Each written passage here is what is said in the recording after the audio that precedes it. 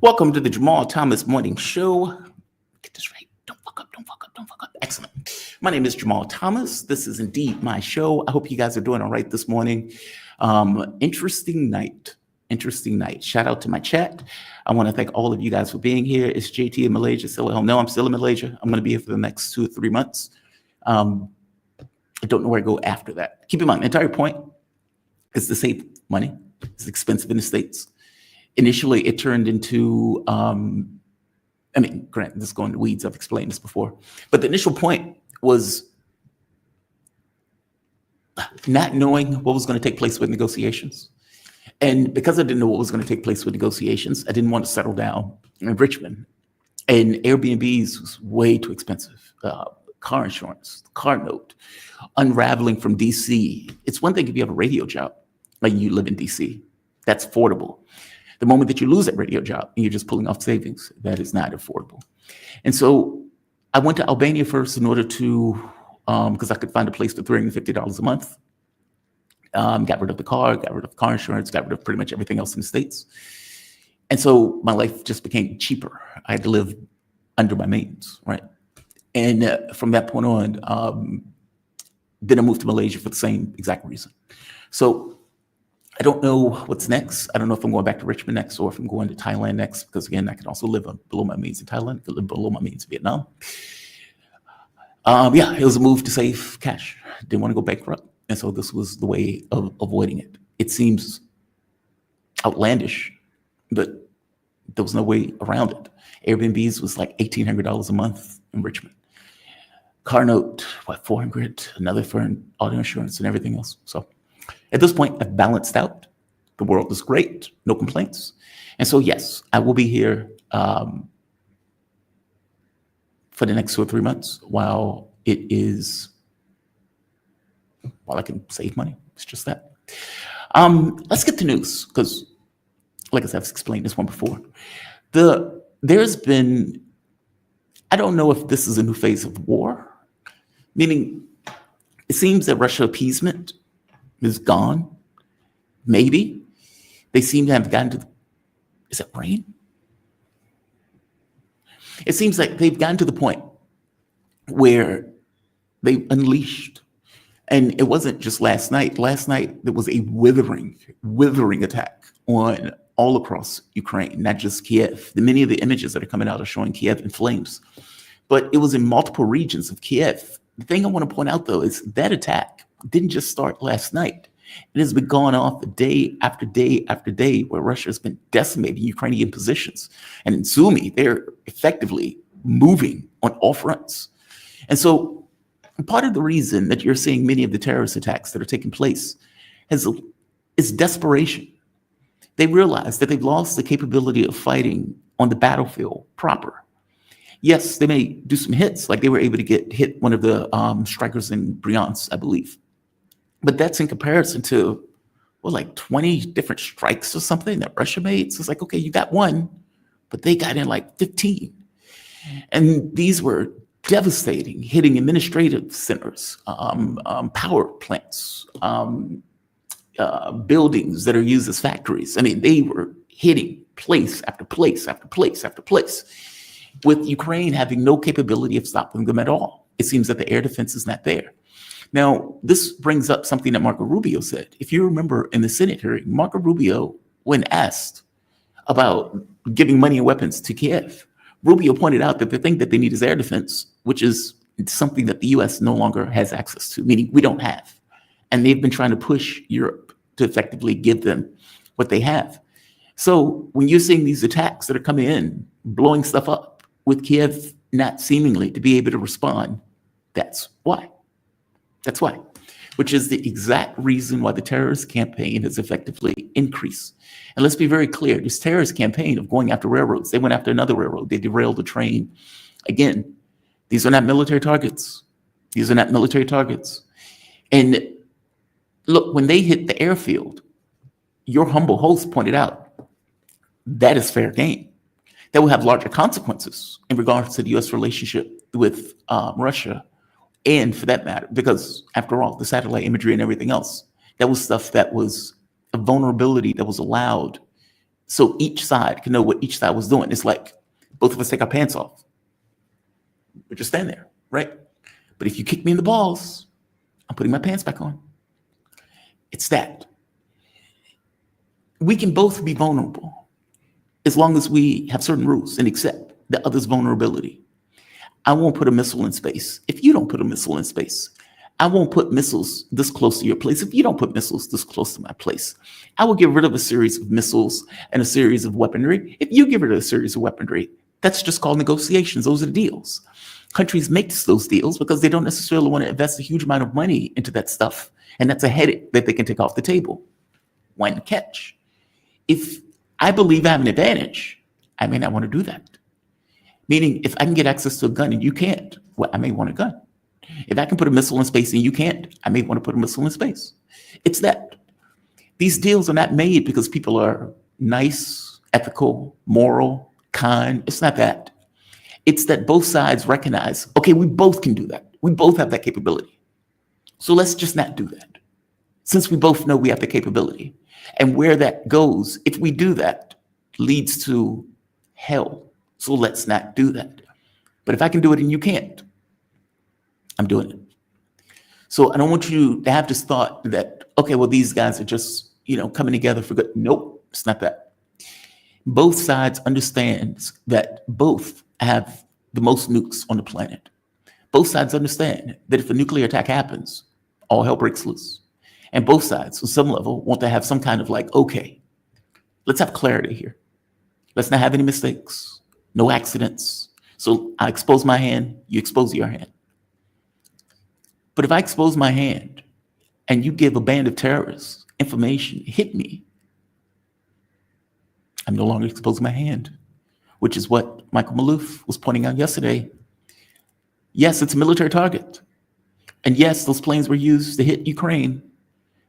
But if the United States gives that data and that information, and Russia knows the US gave that data, I don't care what Trump says. Trump doesn't matter in this case, meaning it doesn't matter that Trump called Putin. Doesn't matter one iota. Russia fully understands, even though they may say, we know the Brits were involved. They also know America was involved. They just want to keep Trump on somewhat of a positive footing that was less hostile than Joe Biden, even though they understand he's belligerent and they understand he was involved. And they probably even understand it's a shadow campaign against them. But they don't want to say it. Fair enough. The moment that you say something, you've brought it into the real world and you have to deal with the thing that you effectively said. Meaning, Russia understood that the United States had troops in Ukraine, mercenaries as they would call them. They understood it. Could they say it? And if they say it, what does it mean when they say it? If you pull it into reality, you have to deal with the reality that you've just created. And so it's far easier to act as if it's all the Brits. It's all the Brits. It's all the West. They can use these euphemisms when they know full well that the US was involved. It's fascinating. I want to show you some of the attacks last night because these were punishing. And to be very clear, this is not retribution. I just want to make that very clear. What happened last night has been happening for several days. This is not retribution. This is a new phase of war. We're done with appeasement. We're done. We're going to prosecute the war, thankfully. Now, the only quibble that I may have is, why weren't you doing this before? That's the only quibble I have. If you knew the SBU had the building there, why didn't you blow that thing up before? If you knew that power center was there before, why didn't you blow that thing up before? If you knew that that bridge was allowing troops, why didn't you blow that thing up before? Meaning, God, man, I'm sounding like Lindsey Graham. The difference is Lindsey Graham is always Lindsey Graham on any given day of the week. I am getting more hostile because I want this war to be over with. This appeasement strategy hasn't necessarily worked. And all things being equal, you have people who are effectively just murdering civilians to murder civilians. That is outlandish. And if you're Russia and you're accepting that, don't accept that. Yes, they're going to do it, but let them do it in the context of you prosecuting the war vigorously, even, dare I say, savagely. It's a war. You didn't ask for it. They pushed it. They pushed it, they agitated it. They were going to invade the Donbass and murder all of those people. They had already killed 14,000 ethnic Russian Ukrainians. All of that stuff happened. They blew off the Minsk agreements 1 and 2. They blew off the Istanbul agreements. Your hands were tied. That's the way I look at it. When people come on and they do this anti-war stuff, God bless you, I accept that.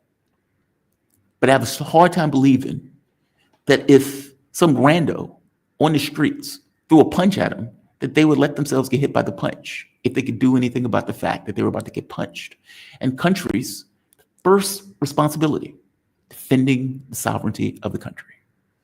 First responsibility. The military is the beating heart of the nation. And if you can't defend your nation, you don't have a country. So the moment that NATO pushes to the border of Russia and is now using Ukraine as a platform to invade Russia, which was the plan, you got to respond. Full stop. It wasn't even legal. They overthrew the government in a coup in order to even get that as a platform. So yes, from my point of view, you now have the armament, the arsenal, in order to prosecute the war vigorously. They're running out of manpower, prosecute the war. And finally, it seems that that is settled in to the Kremlin, because that's exactly what they've been doing for the last several days. This is some of the attacks that were taking place overnight. As I said, these things are terrifying. These things are withering. And you can look at it in two ways. There's a band of Nazis that have taken control of the Ukrainian government. That band of Nazis has driven this country to war to the tune of getting 700,000 people killed in a war that never needed to be fought, never needed to even be contemplated. And yet here we are. And they still have the levers of power. They still put political prisoners in prison. They still get rid of opposition media. It's a dictatorship. They are liberating the dictatorship. They're removing this band of lunatics and whack jobs that have taken over this country in the same way that you can say the Soviet Union liberated Nazi Germany. If that's the way, that is the way I look at it, frankly. That is the way I look at it. This is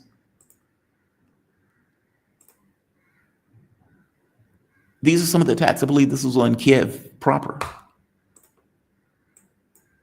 That's one strike. And you have to look, man, if you're living there, this is terrifying. This is terrifying. If you are sitting in the apartment building that took that picture, the sound, the heat, it may blow out your windows.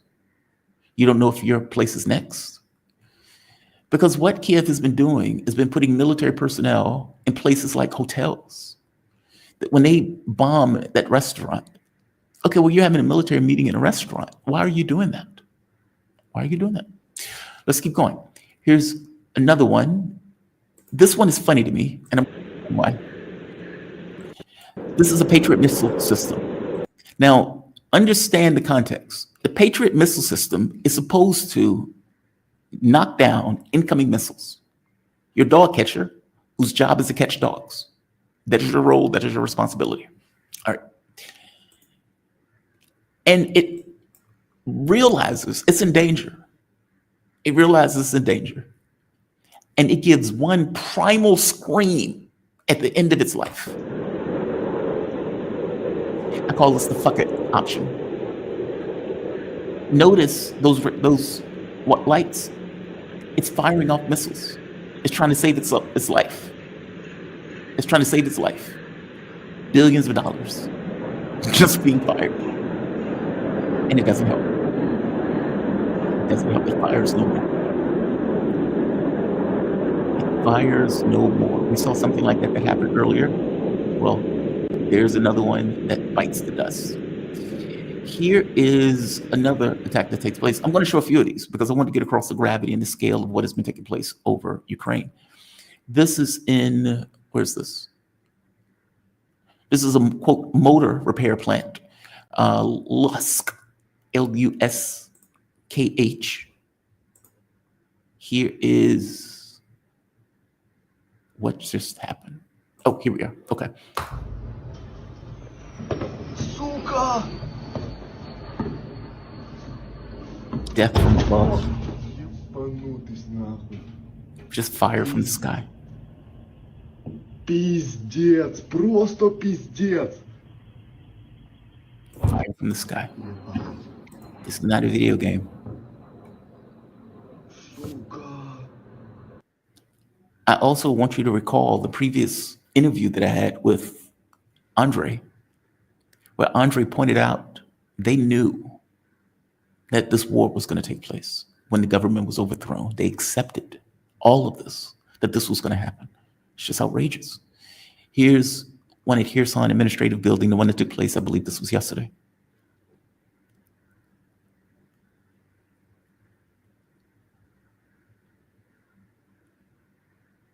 Yep. You should see the before and after picture of that building. It's cut in half. It looks like the Pentagon on 9/11. It looks like literally split in half.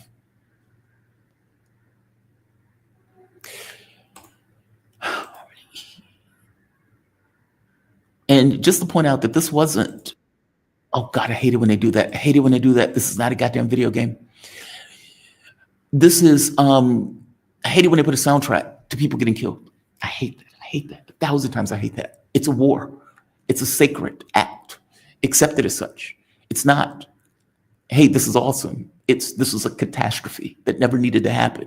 Where you're adding in thumping music like it's some kind of disco and people getting killed. It's just sick.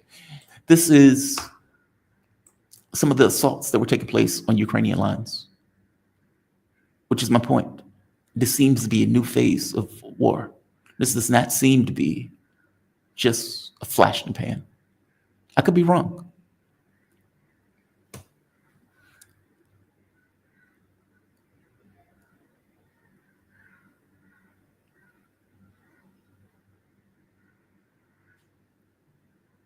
Bam.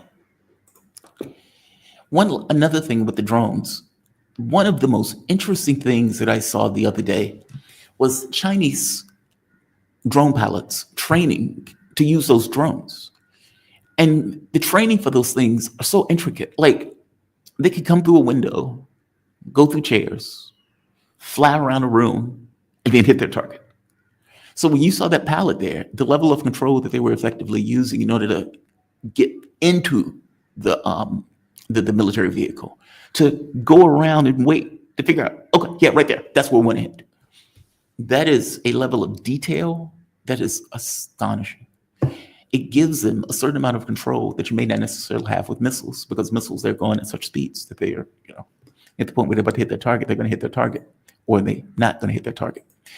I want to show something else. One more, I guess you could say this is, and shout out to Lebebo for this. The man is, I guess it's a guy, it's awesome. So I've showed the one for Lusk. Okay, here's one that hit yesterday. And I got to be honest, I don't know if this is a weapons depot. I don't know what this is, but the scale of the explosion is.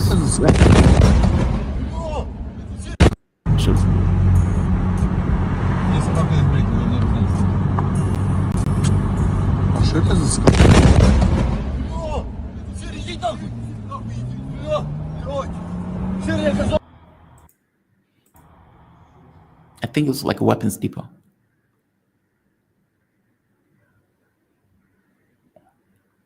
Apparently, Germany is going to have to give another delivery of weapons because those were blown up. Just outrageous. It's a catastrophe. It really is. Think for a moment of how much money is being spent, just torched on, Red Square, or for that matter, torched in Berlin, or torched in London, torched in DC. Armaments being bought and exploded. It's not like you buy a TV and you have that TV for 5 years. You're buying a bomb for, God, $500,000 and blowing that shit up. And then you need to buy another bomb to replace the bomb that you effectively blew up. Yes, you're going to get a new phase of war where technology is going to increase. And oftentimes in wars, technology increases. It expands because you're in a pressure cooker of being able or needing to better your opponent. And your opponent is in a pressure cooker needing to better you. And both of you are pushing and pushing. And so what war look like, let's say in Iraq and Afghanistan, changes 20 years, 30 years later with the pace of technology as technology develops. Flying killer robots, that's what we're looking at. And not just flying killer robots, water boating robots, robotic dogs carrying bombs in the buildings. We're looking at robot wars up until the point where you can destroy and decimate the other person's robots, where you can now effectively get to the people. This was the most rational way for it to go. There was no other way it could go. Governments have a vested interest in protecting their population. Because of that, they also have a vested interest in protecting their soldiers. In order to protect your soldiers, you want something to fight that war on your behalf that is not your flesh and blood. If I am in if we're having a space fight and I'm in a rocket ship and you fire a missile at me, that missile can go at, 10 times 10G, 100G, 50G. It's just metal. My ship can only go but so fast before I'm plastered against that wall and die in that ship, meaning my ability to respond to that is lessened because I am in that vehicle. Okay, what if I'm not in that vehicle? Okay, then you have something that can go in ridiculous speeds because you're not in the vehicle. You don't have to worry about flesh and blood being pressed against a corner or something like that. I'm saying the drone warfare is rational. It makes sense. It was always going to go that way because governments have a vested interest in doing it. Now, the catch becomes, how do you defend against that? What does that look like? Because now that you've created a new mousetrap, what does the mouse do in order to avoid it? And at that point, it becomes, okay, now they've evaded my mousetrap. What do I do now to come up with a better mousetrap? It's that process, constantly evolving. And so many of these countries, especially when they got into this war, had no idea what this was going to look like. And all of this stuff is evolving in the moment. But missiles are missiles. Rockets are rockets. Tanks are tanks. And the drone is just another element to that battleground. It's astonishing. My very point is very basic. This seems to be an upping the tempo of war. And whether Russia's doing this because they're sick of appeasement, whether they accept appeasement hasn't worked, whether they accept that, all right, you've been murdering civilians and you did this willfully. This wasn't, we're doing a missile strike and we accidentally, nope. You intentionally blew up a rail line that murdered civilians. And even though they may not say it, the fact that their nuclear triad was attacked, I would wager to you that that is factoring into this also. Zelensky fucked up. He fucked up. And unfortunately, and one last point on this before I go to another story. I may come across like a hard ass when I'm saying this, and the things that I've been saying recently being more brutal in my thoughts. But that's towards the regime. It's not towards the country.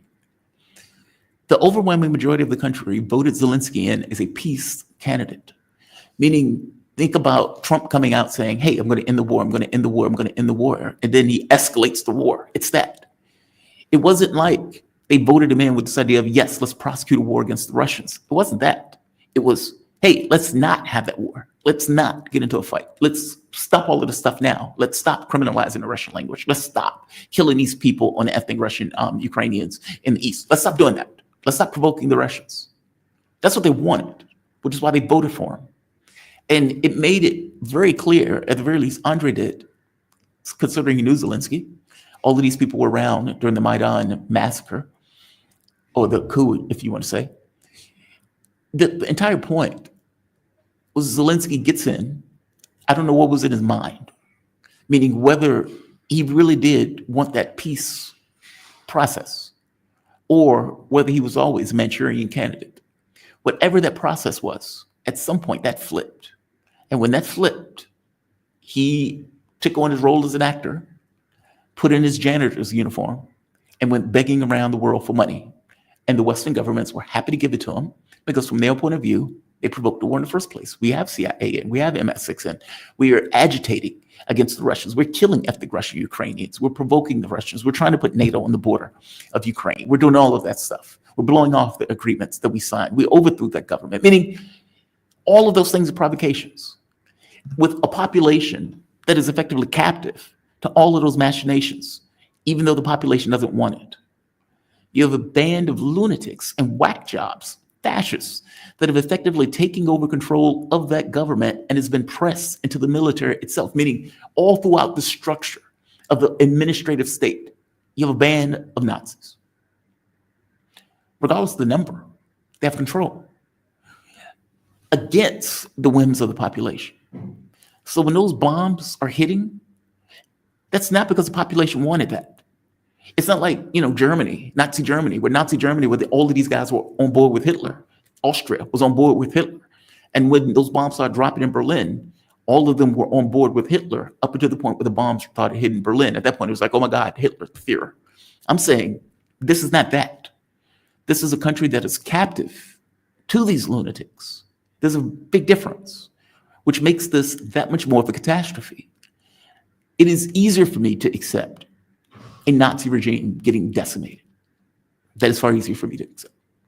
This is harder. This is harder. So me sounding like a hard ass is because I want this war to be over with. Have no doubts. I find this to be an utter and complete disaster. A disaster that never needed to take place, that we provoked in the United States. And I told you I was shocked to shit as I watched this unfold, sitting there, perched at the edge of the world on my radio station, thinking to myself, there's no way this is going down like this. And yes way, it is going down like this. It's astonishing. It's astonishing. My hostility has everything to do with touching reality. And what I mean by touching reality, when you grow up in a loving family, a mom that loves you, a grandmother that loves you, a dad may not necessarily be there, but so what? You have people around you that care about you. You know they care about you. It is understood they care about you. They support you in your pursuits. When that's your life and you grow up like that, and they instill a certain value set in you, you come away thinking that the world on some level is like that. How could you not? Why would you not? If, people instill love and light in you, yeah, people can assholes, but all things being equal, there are limits to the level of assholeness that people can be. And then you peep your head out and you watch your government pay for a genocide. Okay, that's pretty mind-blowing, because I didn't think that the world would allow a genocide to take place. But apparently, the world considers a certain group of people completely disposable, just like they did the Jews in the Second World War. Here we are again. This time around, it's the Israelis and Zionists, a political institution, by the way. I want to make that very clear. It's not religious, it's political. That decided we have complete impunity to murder wholesale women and children, burn children alive in front of the world, and the world is not going to do anything about it. And my government gives 70 to 80% for them to do exactly that. What is your point of view when you see that?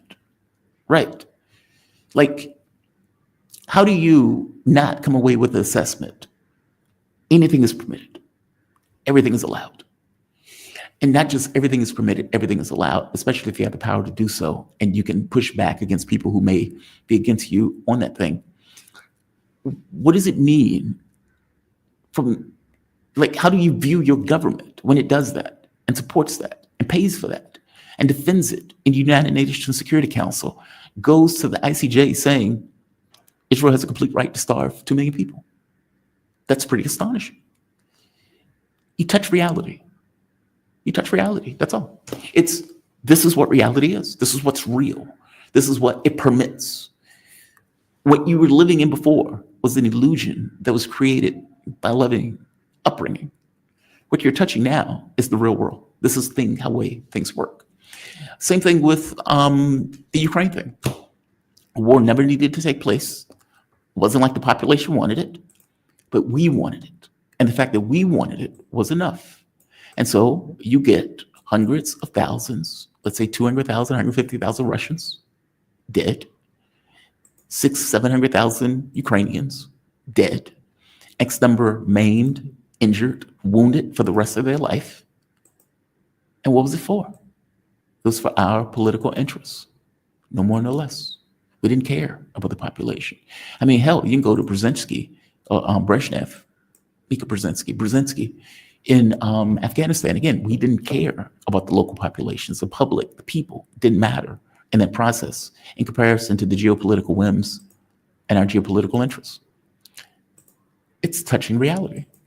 It's not a negative. That's positive. It's real. But the fact that we allow it is the thing that is just disgusting. I want to go to another story. I am going to hit the Trump Elon Musk, but I'm going to wait for Margaret Kimberley to join for that because I'm pretty sure she's going to have fun discussing that. I know that some people thought this is just for show. And as I kept insisting yesterday, this was not for show. It is important to not just be cynicism should masquerade as analysis. What I mean by that is you should know the floor, or at the very least try to find where the floor is. Two petty people who are oligarchs, who have an ego, who have a tendency to pop off on Twitter. Not the most sustainable thing in the world. And, you know, from a standpoint of an oligarch, Elon Musk can say whatever he wants about losing money. These people losing money is like people losing blood. And so, you know, you take out the tax credit, you kick him out the White House. He looks like an asshole doing Doge. You have the world's richest man firing poor people, or people at the very least in the middle class. And in doing so becomes a political liability. Like there are a few things that are built into this. I don't think the tax credit by itself was it. I think there was several things that went into it. And he flips out. And in flipping out, Trump flips out back. It's a wild thing to watch the world's richest man tell the president of the United States, I got you elected. And there should be more gratitude for me getting you elected. That's pretty astonishing. That's pretty astonishing. And then you get Elon Musk calling Trump a pedophile. That is also pretty astonishing. And not just call him a pedophile, puts out videos of Trump and Epstein claiming that he's going to drop a bomb. Look, I would tell you this. I don't trust Elon Musk any more than I trust Donald Trump. I think he's overrated. And Elon Musk has done this before. And if I'm not mistaken, got sued for doing this before. If you remember when there was, what were they? They were miners that were trapped underwater. And Elon Musk wanted one of the divers to use the sub. And the guy trashed Elon Musk's sub. He's like, that thing is, ridiculous. Nobody wants to use that trash. Elon Musk turns around and called the guy pedophile. Okay. So if he did it once, why is it shocking that he's doing it twice? It's not. It's something he's did before. It's consistent, is what I'm saying. Everybody knows that Trump had a relationship with Epstein. Everybody knows. The wild part about this is you get some people saying, well, if there was anything to this, Democrats would have released the Epstein files. Everybody knows that Epstein had political connections in the Democratic Party also. I believe it was Nancy Pelosi's daughter when the whole Epstein thing broke into the news right off the bat. And she said, look, just beware that there will be Democrats on this list. And you should, act accordingly. Effectively saying, some of these people are horrible people. And some of them are going to be Democrats. You should be prepared for that to come out. So don't give me this nonsense like, oh, it's just Donald Trump. It's not just Donald Trump. Bill Clinton was on those planes. I wouldn't be shocked at all if Bill Clinton has a closer relationship with Epstein than necessarily they want to come out with. Bill Richardson was on that list. Alan Dershowitz was on that list. Alan Dershowitz, the one who apparently didn't take his socks off. I didn't take my socks off. You guys are lying. You guys are lying. I didn't take my socks off. Okay. Me don't think the lady protests too much. That's what I think. I think a lot of these people are on that list. A lot of these people were at Pedophile Island. And a lot of these people had a closer relationship with Epstein than they would have wanted to come out, which is why Epstein, I think, suicided himself. Or not suicided himself, murdered himself in a suicide, apparently. The notion that it's one hell of a coincidence, and I'll step into just for a moment.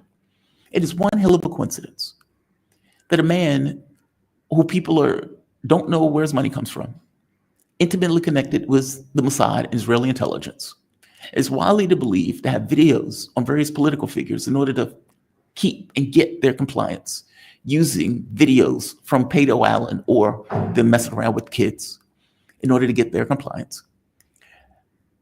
And it's well known in political and entertainment circles, many of which are Democrats and Republicans.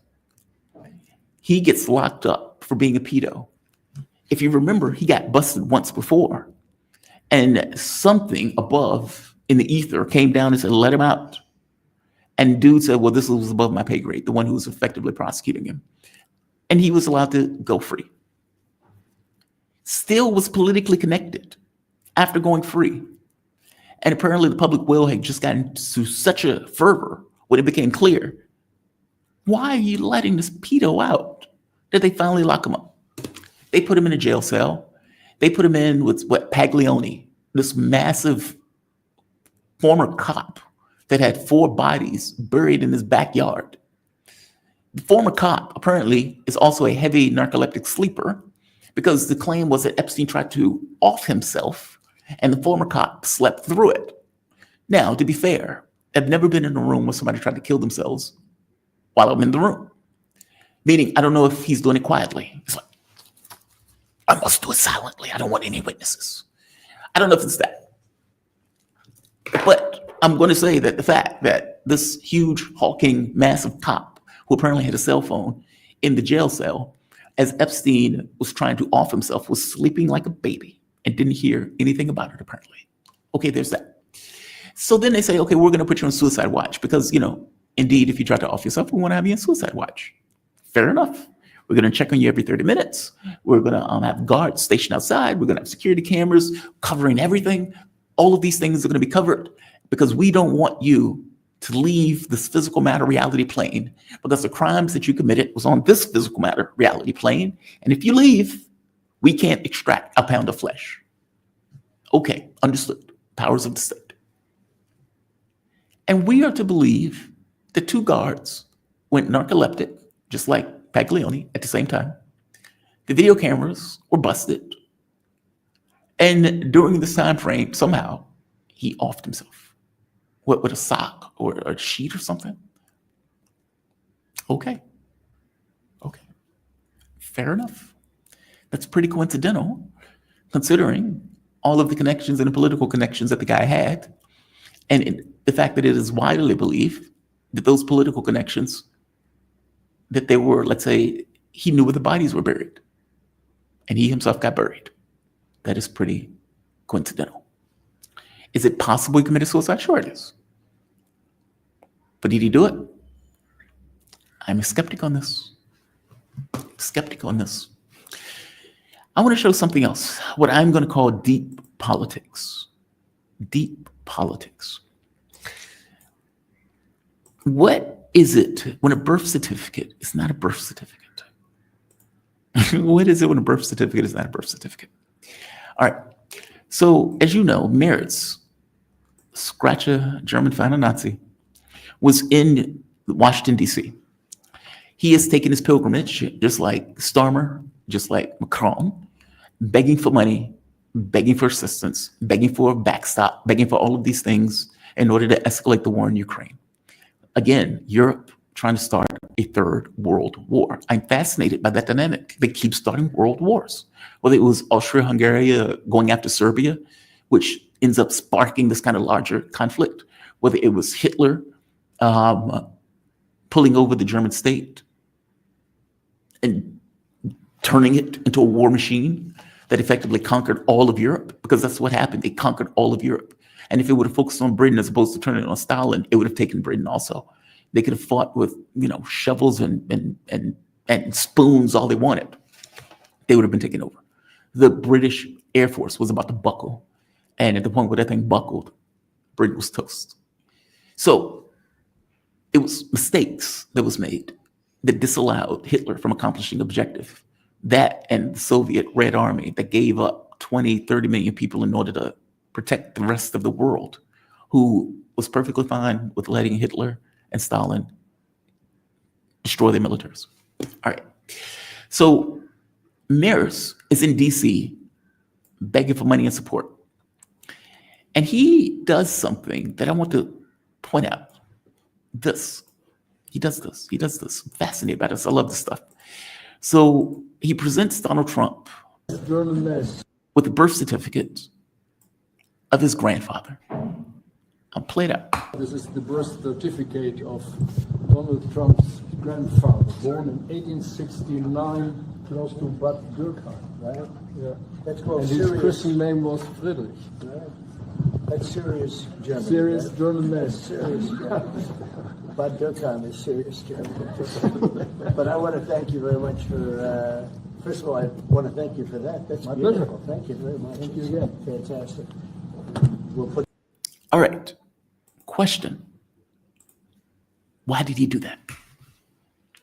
Isn't that fascinating? Why did he do that? Now, some would say, yeah, I mean, it's just a nice gift. He's just being nice. That's all. He's just being nice. He's giving him a gift. But you could have given Trump anything. A gold watch, German automobile. Well, I mean, they're firing so many people at that plant. I don't even know if he could have given them that. I'm pointing out that of all the things in Germany that you could have given Trump, sausage, German sausage is fantastic. That is, I'm sorry. I'm hungry, so that's where my mind goes. You could have given him anything, but that's what you gave him. Why?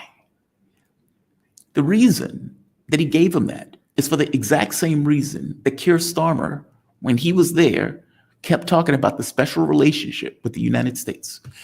If you remember when Donald Trump humiliated Keir Starmer, and Starmer was like, well, we have a special relationship. We have a special relationship. He kept going to this notion of the U.S., you're a former colony that effectively took over the world. We have a special relationship. And Trump turns to him and says, you could beat the Russians, right? And everybody in the room laughs at him, at Starmer. It was humiliating. But what Trump understood in that moment with him saying that is, you keep saying special relationship as if we're going to give you a backstop, that we're going to come to your assistance once again, once you start another world war. Why don't you do it on your own?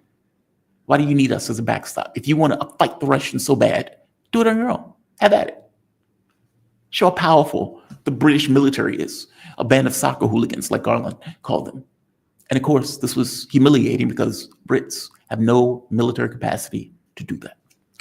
The reason that Mears is doing that is for the exact same reason that Starmer is screaming about a special relationship. He's trying to create a tether between the United States and Europe. We have vestiges. Your grandfather is German. Hey, so the fact that your grandfather is German, the fact that we have a special relationship, shouldn't you follow through and continue to support the war effort? They are terrified that Donald Trump is going to walk. All of this stuff is trying to create a tether between Donald Trump and Europe. Whether it's Starmer talking about the special relationship between the United States and Britain, or whether it's Mears giving a birth certificate trying to show you are also connected to Europe. Your grandfather's connected to Europe. There's a part of you that is German. So, hey, why don't you help us in Europe beat back the Russians by, giving us a backstop, giving us money, supporting our sanctions, et cetera, et cetera, et cetera. All of this is going to create a relationship in Donald Trump's mind. All right. So what does Trump do? What does Trump do? Now, is Trump aware of that? Maybe. And the reason why I say that is he, just like with Starmer, find ways to humiliate Mears in very subversive ways. So this was one of the conversations that Mears and Trump had. Listen to what is said here, because there are a lot of liberal channels that are like, oh my God, Donald Trump is an idiot. Donald Trump doesn't know what's happening. He doesn't know that was the Nazi government. The Nazi government was running Germany as if, just like the Trump administration is running the United States. They were a government that took over. Listen to this conversation that is taking place right here. D-Day anniversary. I'm here, Mr. President, to talk with you later on how we could contribute to that goal. And we all are looking for measures and for instruments to bring this terrible war to an end. And may I remind you that we are having June 6th tomorrow. This is D-Day anniversary, when the Americans once ended a war in Europe. And I think this is in your hand in specific, in ours. That was not a pleasant day for you? No, that was not a pleasant. This was not a great in the day. long run, Mr. President, this was the liberation of my country from Nazi dictatorship. That's true. So, That's true. and we Trump is trying to point out to him that when you went up against the Russians with the strongest military in Europe, you got your ass handed to you. That's what he's pointing out. And once again, you are here agitating for war to try to get the United States involved in a conflict in Europe. How did it work out for you last time? Huh? Did it go well for you when you had this war machine at your disposal? Sure, you were able to kill 20, 30 million Russians. But if you read the book Stalingrad by Beaver, and you should read Stalingrad and Berlin back to back, it is an astonishing war. It really is. 80% of the Germans that were killed on the Eastern Front. So Mayor's here talking about, well, D-Day in the US, 80%, I need to nail that down. 80% or more of the Germans, the Nazis, that were killed, that were eliminated on the Eastern Front. The Nazis wasn't suffering massive casualties up until the point they went against the Soviets. When they were going through Europe, they went through Europe like a hot knife through butter. France capitulated almost immediately within a few days. We're done. We're done. It's the French after all, right? Britain hauled ass off the island in order to get away. Hitler, for whatever reason, stalled because he saw a commonality between the Brits and the Germans. At the very least, that's the thought. But who knows what the real reason was. But if he had decided to destroy the British force, he would have decimated the British military as opposed to allowing the British military to get back to the UK. The point that I'm making here is Europe was a paper tiger, and they collapsed almost immediately under the German Reich, Third Reich. Initially, as the Soviet Union was learning to fight modern war, the Nazis were able to penetrate into Soviet Union through Ukraine. And they were able to take territory. They were able to kill a lot of people. The Soviets kept going back and back and back. Stalin comes out, makes that not one step back speech. If they want a war of extermination, the war of extermination they will get. And that is exactly what they had, a war of extermination. The Germans didn't consider Russians as human beings. They didn't consider Poles as human beings, Ukrainians as human beings. And they decided that they want to, all of this is living space, Lebensraum. In many cases, they decided to starve populations when they didn't necessarily destroy the cities. They didn't fight the same war that they fought when they were going against the West. They fought a civil war, a civilized war of sorts, if you want to call it that. On the East, it was a war of extermination. The point that I'm making here is this idea that D-Day was the thing, that D-Day was important. Stalin had been agitating for them to intrude in a way that would divert some of the Germans, or some of the Germans away from the Eastern Front. They wouldn't do it. They wouldn't do it. Let them fight it out. We don't like either. Let them fight it out. The reality of it is 80 or more % of the Germans that were eliminated, that were decimated on the Eastern Front. And when the West realized, oh my God, the Soviet Union is about to take all of Berlin, all of a sudden then they got really involved. Oh, we got to get involved. We got to get involved. We got to get involved. Can't let the Soviets take all of Berlin. I'm saying that Mertz, what he's saying here is nonsense. And all of this talk about him trying to bring the US into a third world war using Donald Trump's birth certificate is nonsense. And Donald Trump is trying to point out to him, at the very least, I think that's what Donald Trump is doing. You got your ass kicked by the Russians. Are you really trying to do it again? Let's assume for the moment that Donald Trump really doesn't want to escalate the war, that he wants to end it. He just wants to end it on American terms. Let's assume that. Meaning, regardless of the Kellogg plan, regardless of all this other nonsense, that he wants to freeze the conflict. At the very least, he acknowledges we've lost. We need to stop this. Even if the stuff sparks up later, we need to stop this now. This is not in our best interest. This is not in America's best interest. We need to stop giving money to it, et cetera, et cetera. Let's say that's true. And you have this German who's sitting in front of you, who's talking about your birth parents or your grandparents, and is trying to get you to be involved in a third world war, which is exactly what it would be, bringing this world to the brink of nuclear oblivion because they don't believe the stove is hot, just like Hitler didn't believe the stove was hot. And you're Donald Trump, and you point out to him, D-Day was not a good day for you, right?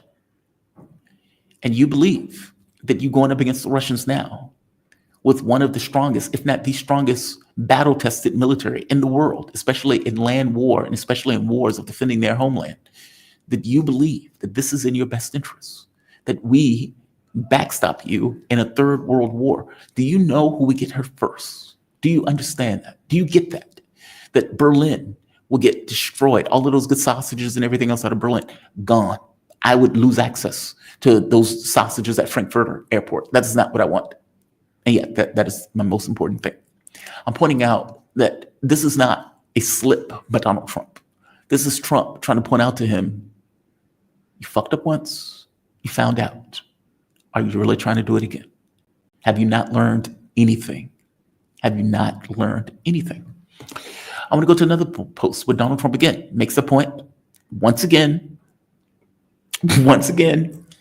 And again, these liberals don't quite get it. And they keep thinking Donald Trump is just making mixed statements here. These are not misstatements. At least I don't. I think he's trying to make a point to Germany, just like he was trying to make a point to Starmer. Hey, you can beat the Russians, right? And just like he was trying to make a point to Macron. We're not going to be your backstop. We're not fighting a third world war for you.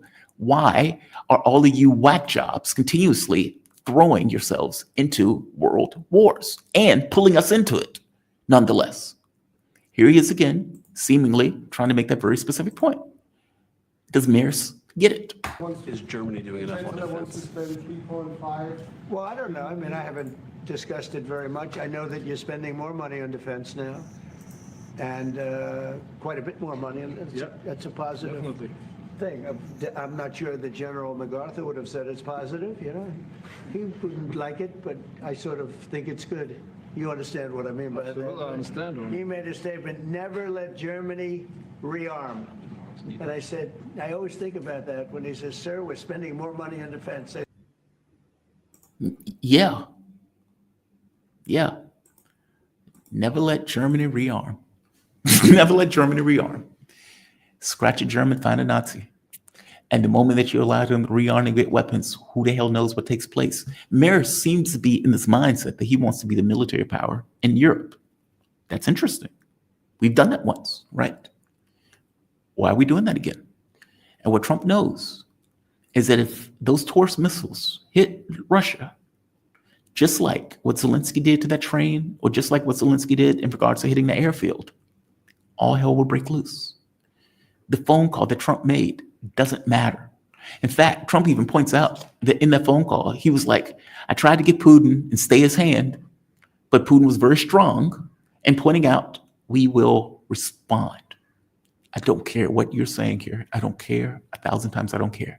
We're going to respond. And Trump pointed out he was very strong about the fact that they were going to open a can of whip ass, meaning this notion of appeasement is over with. If Mears gets what he wants, Europe is going to get fed to the Russians. And the question for America is going to be, does America get involved? If those Taurus missiles are fired and hit Moscow or hit somewhere in Russia and kills a lot of people, and Russia knows these Taurus missiles came from Germany, and Russia knows that Germans had their hands on those missiles for those missiles to be fired, Article 5 doesn't apply. Article 5 doesn't apply. It is up to the President of the United States to make a decision on whether or not he gets involved when Germany starts getting bombed and hit. It's a question. Europe will get involved, fair enough, with their 25,000 troops and with their inability to form military because the U.S. is effectively their military. But if Trump refuses to throw the U.S. into a third world war, which is what Starmer, Macron, and for that matter, Mears is effectively trying to do, because in their mind, Putin's pragmatism is weakness, and that if America is involved, Putin's pragmatism will run through, and he would back down. That is what they are thinking. That is what they believe. They believe that up to the point that it's not true, which is the exact reason why people are saying that Russia needs to be very definitive in its response. It needs to be so demonstrative and so overwhelming that all of them realize Putin's not fucking around. Because up to this point, his pragmatism has been looked at as weakness. This is the entire tenor and point of this conversation. That was the entire tenor and point of Macron and Starmer going to the US, trying to get the US to be involved. If the US gives us a blank check, if you remember, Germany gave Austria-Hungarian Empire a blank check under this belief that, hey, maybe the Russians will back down. If we get the blank check, the Russians didn't back down back then. They're not going to back down now. You're going after their state in an existential war, just like you did once before in an existential war. And the president of the US is trying to impart to you over and over and over again, you did not fare well in that first war, and rearming you. Yes, I'm glad that you guys are paying more for the military budgets in Europe, but you're a problem. You're a problem. It's fascinating. There's politics going on here, and many of the liberal channels are looking at it like, oh my God, Donald Trump doesn't know about the Nazis. No, he knows. He knows. The fact that he knew about MacArthur, and MacArthur was like, never let him rearm. He doesn't have a mic in his ear. He's saying that off the cuff, off the top of his head, meaning he at the very least knows something basic about this, and he knows something basic that they're trying to put it on him to fight a world war, which that's a hell of a bag to hold if you're a US president. Joe Biden might have been incompetent enough to do it. Kamala Harris might have been incompetent enough to do it.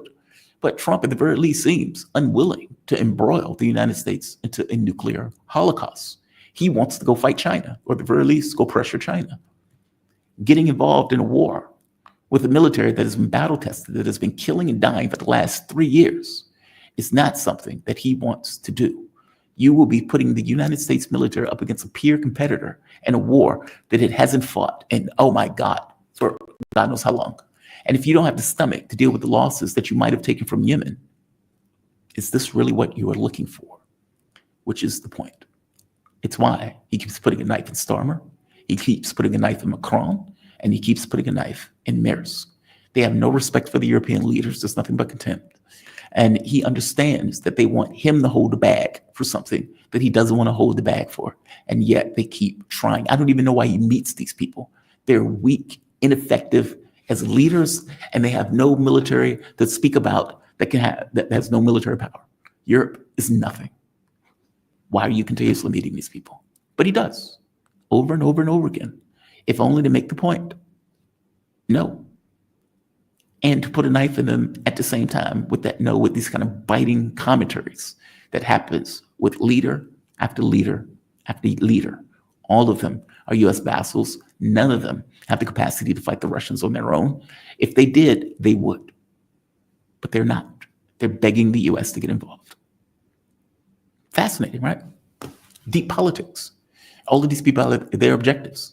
And for all of this talk about Donald Trump not knowing any of this stuff, at the very least, he seems to have a sense about what they're doing and is responding to his sense of what they're trying to do and what they're trying to pull the United States into. It's fascinating. It really is. Mercer's going to go home empty-handed. Zelensky has run out of money. The weapons that are that have been given to Zelensky through Joe Biden has run its course. I think by the end of the year, it's run its course. It's going to take $20 billion, if I'm not mistaken, something to that effect, for Zelensky to effectively buy more weapons. We will see if Europe will give them the money to buy those weapons in order to maintain the war for this year. For 2025, it's going to be another $40 to $60 billion. Considering that they're in default now, as we speak, will they have the money to keep this going? Second question, will Donald Trump push through another contract for them to get more money through US Congress? Or does Trump say, this is it, I'm out, we're done? There are questions to be answered. There are questions to be answered. But my guest is here, my man. If I can pull him up, he is, one second. There we are. The man himself, Carl Jha. I always enjoy talking to Carl. He knows his stuff, and I always learn something in these conversations, which is why I always enjoy talking to you, Carl. Carl Jha, he is host of Silk and Steel podcast, focused on China's regions and their history, culture, and politics. You can follow Carl on Twitter at Carl Jha. You can follow him on his podcast on Twitter at Steel Silk, letter N. You can subscribe and support his podcast through patreon.com, Silk and Steel. Carl, welcome to the show, man. How you doing today? You doing all right? Hi, Jamar. Excellent. Carl, I asked you to come on because apparently there's a conversation that took place between Xi Jinping and Donald Trump. And I pulled up the Chinese readout. The Chinese readout is fascinating. Now, I want to point out a few things in this readout, and I want to get your take on it. So Global Times has posted the entire readout. And in the readout, China says a few things to make their point of view very, very clear, brimmingly clear. But they do it in this kind of muted language. Chinese President Xi Jinping on Thursday had a phone conversation with U.S. President Donald Trump at the latter's request, meaning the U.S. asked for this. We didn't. They want to make it clear from the very beginning. In the first sentence, they make it clear. Xi on Thursday, Xi said on Thursday that the dialogue and cooperation are only correct choice for China and the United States. In his talk, let's keep going. Xi said that recalibrating the direction of the giant ship of China-U.S. relations require two sides to take the helm and set the right course, adding that it is particularly important to steer clear of various disturbances and disruptions, like your tariffs, your tariff war, that. Noting that the suggestion of the U.S. side, again, they're pointing out the U.S. wanted this. The two countries' lead officials recently held economic trade meetings in Geneva. Xi said it marked an important step forward in resolving the relevant issues through dialogue. Now, what he also points out in this is the only way we could really have any kind of relations is if through respect. Basically, you need to respect us as an equal. Otherwise, this goes nowhere. And he keeps saying the U.S. asked for this phone call. We did. The U.S. asked for that meeting. We did. It says it's all through the readout. Give me your take on this. I'm fascinated by this. It's muted, but it's clear as a bell. Give me your thoughts. Well, first of all, what Xi Jinping did is he reiterated China's position, which has always been that the door is open for talks, but the talks must be based on mutual respect, which means no bullying. China is opposed to unilateral bullying tactics, what Trump would call the art of deal. China don't buy that shit. And right now, China hold all the cards. One of the reasons Trump is really upset is he's upset about China's ban on rare earth exports. Now, first of all, if you're upset about China banning rare earth export, then why would you slap on additional chip sanctions on China right after Geneva? This is right after Geneva when Trump administration came out with additional ban against NVIDIA AI chips, and they threaten anybody who use Huawei AI chips. Anybody, including Chinese company doing business in.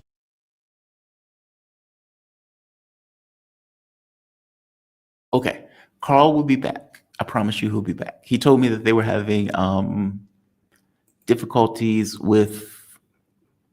He'll be back. He'll be back. There it is. Okay.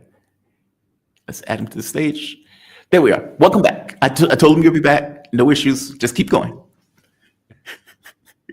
Okay. So, Trump is upset at this rare earth, and he claimed that there was a deal in Geneva where China agreed to resume rare earth shipment. But from the Xi Jinping readout, it doesn't seem like China has agreed to such a deal at all, because Xi Jinping was very clear: we have abided by our end of the agreement, and we always stick to our words. And what happened after Geneva? Trump immediately slapped additional AI chip sanction against China that banned NVIDIA exports.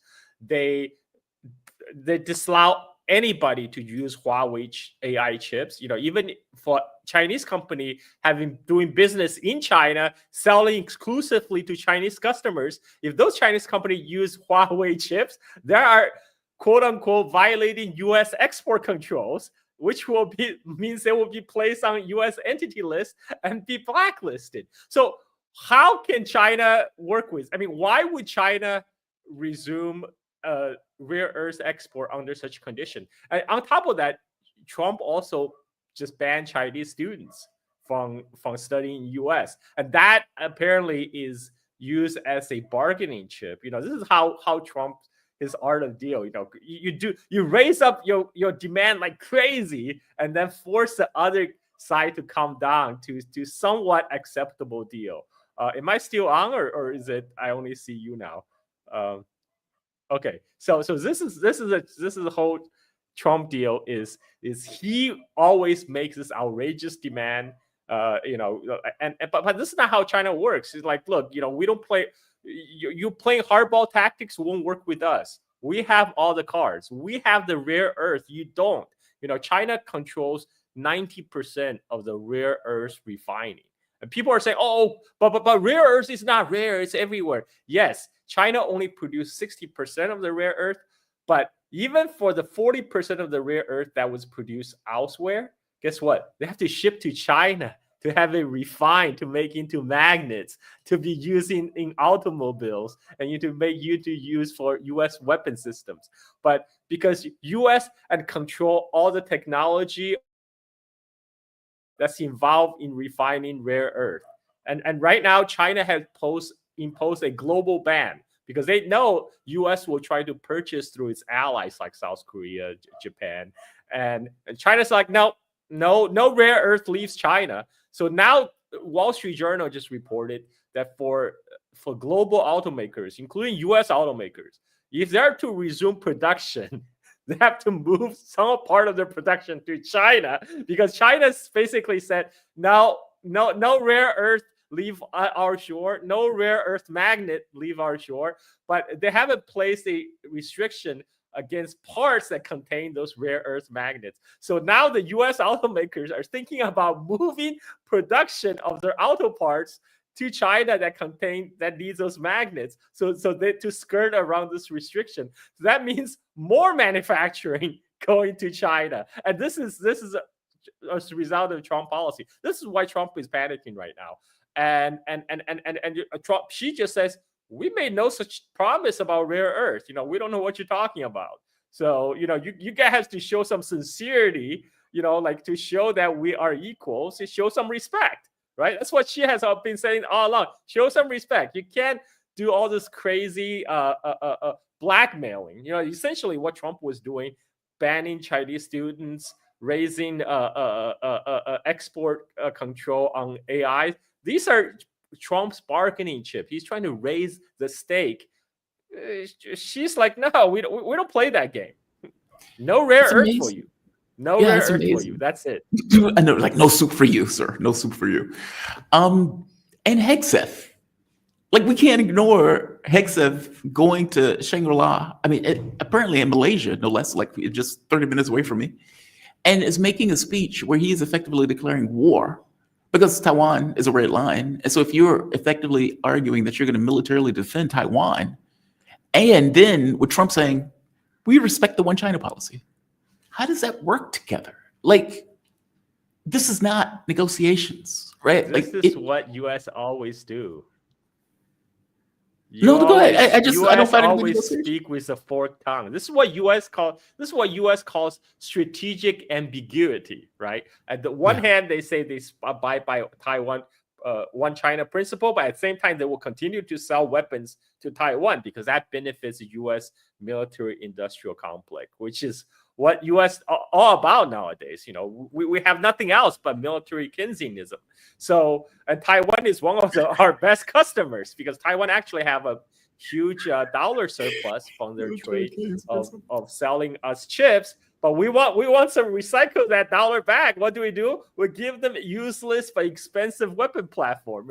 We know they will be totally useless against China because we're selling them stuff like Abrams tanks. What the hell are you going to use Abrams tanks for in Taiwan? By the time you need to use Abrams tanks, on Taiwan, it's too late. That means the Chinese PLA already landed. But that's besides the point. The point is always about grift. And there's actually a recent Wall Street Journal article reporting on the U.S. Navy talking about the recent concluded operation in Red Sea against Houthis, against Yemeni Right. forces, and he says, well, despite all the difficulties, we felt this was a good exercise for warm up for high end conflict with China, and I'm like, okay. This does not bode well for U.S. Navy. You're telling me you just lost 3 F-18 fighter jets against a country with no air force and no air defense, and you have to like basically sign forced to sign a deal with Yemen after wasting billions of bombs, and then you're saying you're ready to take on China. When you are losing planes, and your planes almost got shut down by Yemeni missiles, China has much better missile.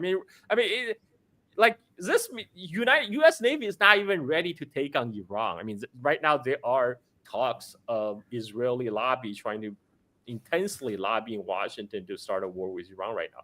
But U.S. Navy, you can't even handle Houthis. You can't. Forget about China. You can't even handle Iran. This is just crazy talk, but all these crazy talk, they're creating all these noises by leaking to mainstream media to fan this atmosphere. It's fear mongering.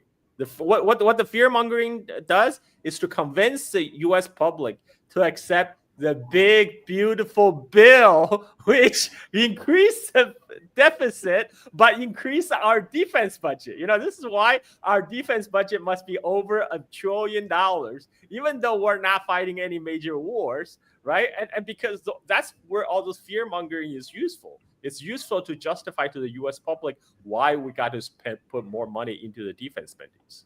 But they always do it. I mean, the defense budget always goes up. It doesn't matter that there's no major wars. It just always goes up. It's like a force of nature. And Donald Trump at one point opined, hey, maybe we'll cut it by 50%. And then, a couple of days later, we're going to increase by $1 trillion. Okay, dude. And by the way, that doesn't even account for the increase to the deficit. I mean, they're talking about putting $20 trillion on the debt. Those are just tax cuts. Those are tax cuts. They're going after Social Security, Medicaid. They're going after all that stuff. And then they're like, now we can give tax cuts to the top 1%. Hey, by the way, Bob, who's making $20,000 a year, you're going to get $5 extra a year, buddy. Aren't you happy? Well, Elon Musk is going to get like $10 billion. It is outrageous. The defense budget. Well, maybe not now. Maybe he's still going to get it. Elon Musk not going to get those subsidies. He's still going to get it. He's still going to get it. Because you know what's going to go on? Man, that fight is hilarious. It is just two oligarchs going at each other with, that pop off on Twitter in general. Oh, it's just the funniest thing in the world. I wouldn't be shocked if Elon Musk shuts down Trump's Twitter account. He just go in one day and just bloop, just off. But I guess my point is, even if you get rid of the tax credits on Twitter, on the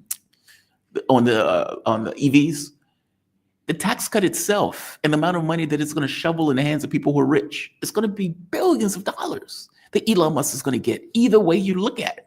So even with this feud, the fact that the big, beautiful bill goes through, Musk is going to make out like a fat rat. It's just outrageous. I agree with you. What is China thinking about this? The reason I'm always super curious about this, it's one thing, European governments, Western governments, we have a mindset.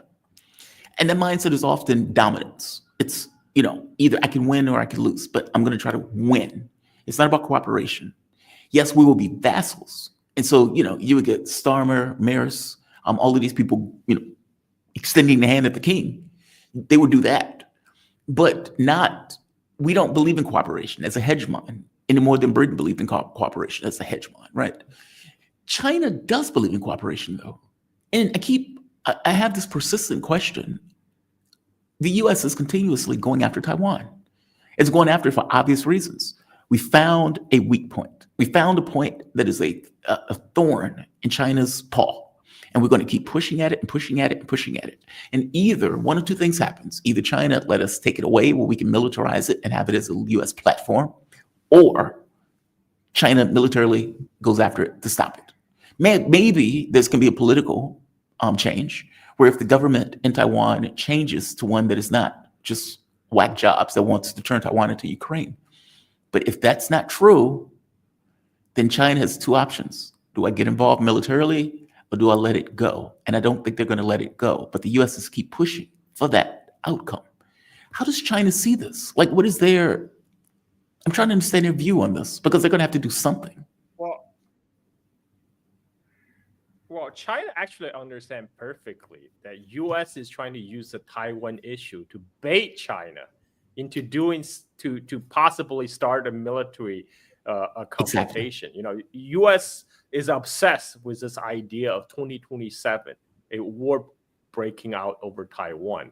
I mean, it doesn't actually make the 2027 timeline doesn't make sense from the Chinese perspective, because why 2027? Why not wait 2030? China will have a bigger fleet, more advanced weapons. They will have their 6th generation fighter jets filling the air while the U.S. 6th generation fighters still not ready. They will have so much more advantage in 2030 than 2027. So it doesn't make sense to start 2027.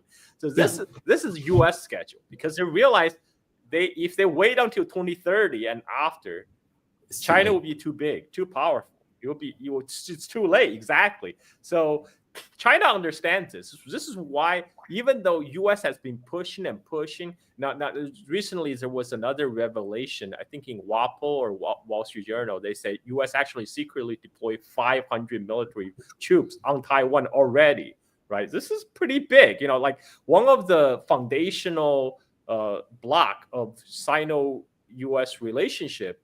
It was back in 1972 when Nixon went to China. He signed the Shanghai Communique, which recognized the One China principle. And after that, U.S. pulled its troops out. U.S. used to have nukes on Taiwan pointing to mainland China before 19. Did they? I didn't know that. After that, they did. They had nukes and nuclear tipped missiles on Taiwan pointing at mainland China. And they were thinking about using it back in 1958 on multiple occasions. One time in 1958 and one time in the 1960s. So one of the part of the normalization of U.S.-China ties in 1972 when Nixon visited China was, okay, we're not going to do this crazy stuff anymore. We're going to pull back. So after 1972, U.S. cut funding to the Tibetan rebels. Up to 1972, CIA was still funding the Tibetan rebels to launch guerrilla raids into Tibet, and they have nuclear tipped missiles pointing at mainland China. So all that was taken off the table after Nixon visit, and that led to the normalization of ties. Right now, because the United States is trying to bring the Cold War 2.0 back, so that's why they're trying to add back all these military hardware used for the containment of China. But China is not taking, because China hold all the cards. China has a time on its side. China can afford to wait. You know what? No rare earth for you. No matter what you do, we're still not giving you a rare earth. What are you gonna do? Your weapon, your military industrial complex won't able to function without the rare earth. Without those rare earth magnets, what are you gonna do? You're still not gonna get our rare. He'll be back. No rare earth for you. Look, the reason why he's pointing that out is because our auto industries and military runs on those rare earth minerals, and if we don't have them, those things don't work. As he pointed out, the auto companies had talked about actually moving some of their manufacturing to China because they need access to even do production. And apparently, at least one automaker in the United States has stopped production because they don't have what's necessary to do the production. And so this plan, it seems to be a fool's errand by the Trump administration. No, please, keep going, Carl. You're fine. I was just talking to the audience, explaining why the rare earth thing is significant, why it's a big deal. It's like, if your auto industry can't function, if your military can't function, if you can't make more trucks, especially if those things are being blown up, that's a pretty big deal. Yeah, that's a pretty big deal. Well, how? Yeah, I mean, China is in no hurry to resolve the Taiwan issue, because Taiwan itself right now, it's going through some political turmoil. Recently had large-scale protests against the Taiwan government. 300,000 people attended. You never heard this in mainstream media, by the way. You would not know about this if your source is English language mainstream media. You would not know there's a large scale protest against the government on Taiwan. Real quick, I'm sorry to Because interrupt. that Correct goes me if I'm against wrong. all kind of narrative.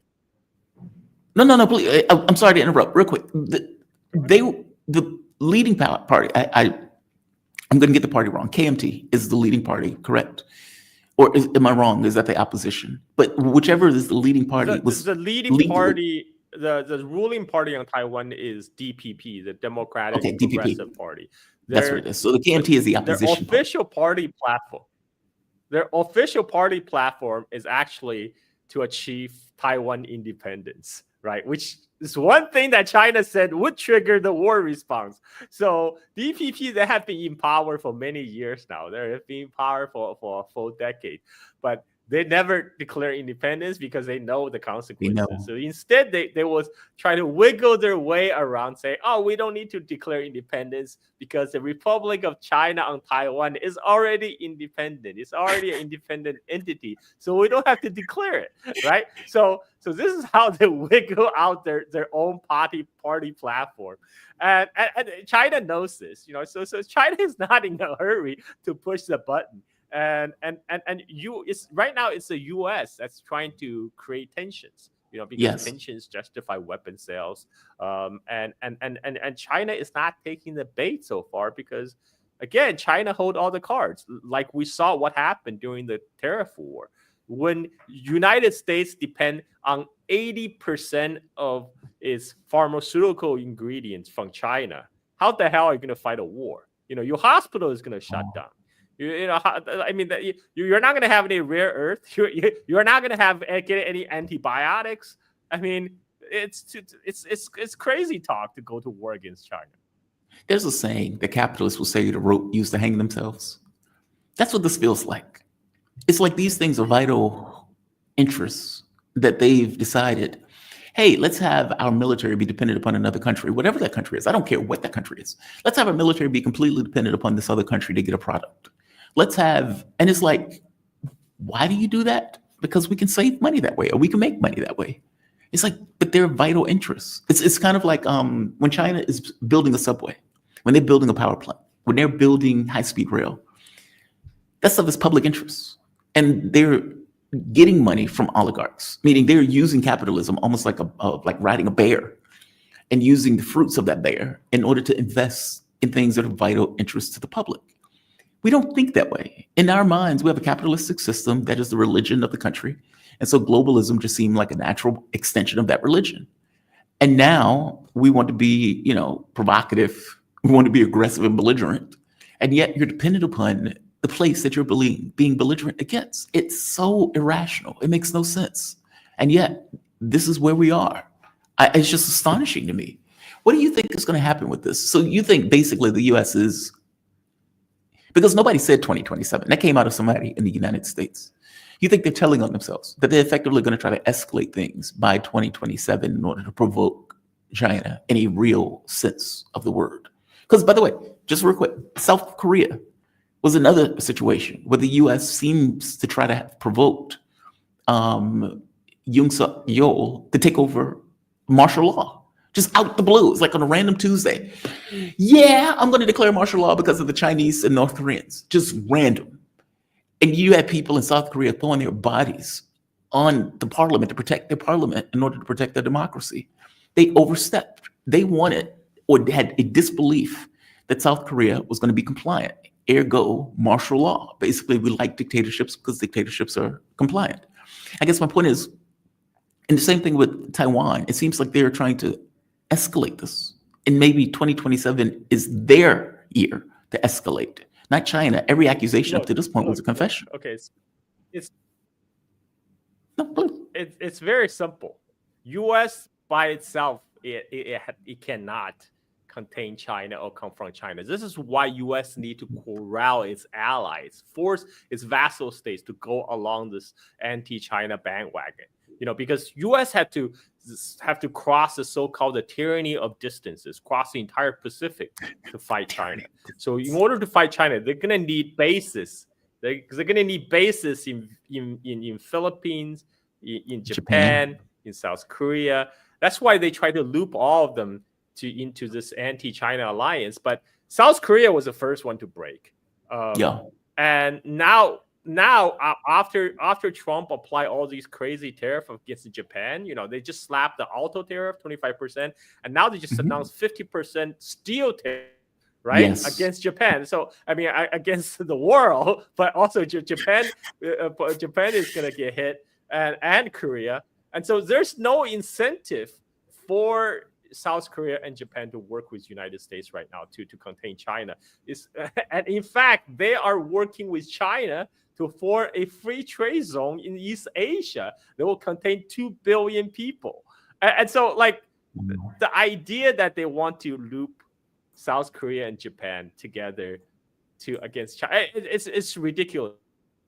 I mean, if back in the Obama days, that might have been possible because Obama is all about like coalition building, and he can like turn on his charm to convince Europeans, Japanese, South Korean to go along. But Trump is like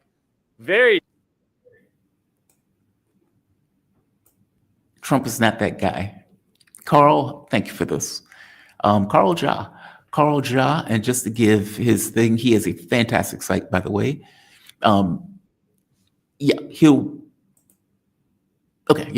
His time is up anyway. Carl Ja is fantastic. This is just a taste of Carl.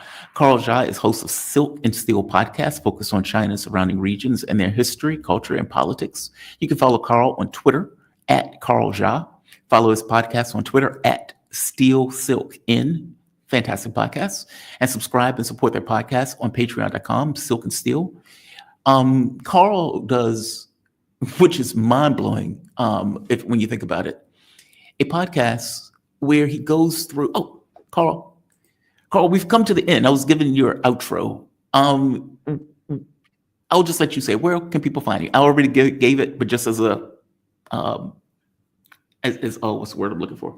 As an elegant end to the segment. Where can people find you? Let people know. My internet is killing me. You're perfectly fine. We knew it in advance. It's okay. You're fine. Okay. Okay. Carl is fantastic. He does this arc of history for China, like 5,000 years. So where you see shows like the Great War, World War II, the intervening years, there's a show that used to do that. If I'm being bluntly honest with you, I'm not a big fan of the guy who does it now. The guy who used to do it before, Indy, was fantastic. But Carl does that for the 5,000-year arc of history for China. So definitely check out his channel. Carl, where can people find you? I am a prolific ship poster on X. Carl Za is my handle, and I also have a YouTube channel, Carl Za, which is a little bit more professional. And for the best quality of my product, you got to go to Patreon, where you search for Silk and Steel podcast. Just search Silk. I think the first podcast show up will be mine, Silk and Steel podcast, where I cover the whole 9 yards of Chinese history from the very beginning. Now I'm doing chronological retelling.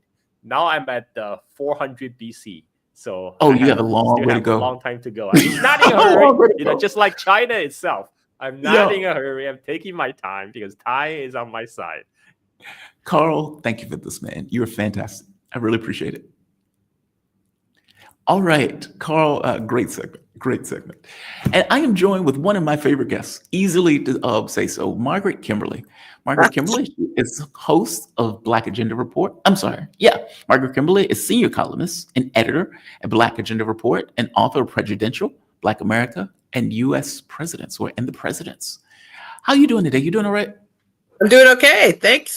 It's great to be here. Excellent. Your volume is a little bit high. My audience is going to complain to me. They were complaining this morning about my volume. Okay. I'll do my best. Oh, you're fantastic. No, perfect. Oh, okay. You sound much better. So thank you for joining me for this. I think you were with me and pretty much everybody else around the world. There was a picture of like Xi Jinping, Putin, Ayatollah, all of these people just kind of watching Elon Musk and Trump punch each other in the face. It's just the funniest thing in the world. Two oligarchs with short tempers and big egos, being very petty with each other online. And there's the other story with AOC. where I consider just outright humiliation. I don't know if you remember in the very beginning when AOC first got into politics. If you look at some of the stuff she used to say about Israel and Gaza, she used to be very hardcore on that issue. It's like, oh, Israel is doing this, Israel is doing that. The people of Gaza needs to be liberated, all this stuff. Fast forward, and you get AOC saying stuff like this now. And keep in mind, she's saying this on a Muslim holiday as Israel decides to do one of the most Naziest things in the world, that out of the blue, Hezbollah hasn't done anything. You haven't heard a peep from Hezbollah. And they have decided to just bomb the hell out of Lebanon on a holiday. Listen to what she's here saying on her TikTok channel. And I want to get your take on it. I would say that the United States, our responsibility is to the stability and the security of the region. That means being able to support,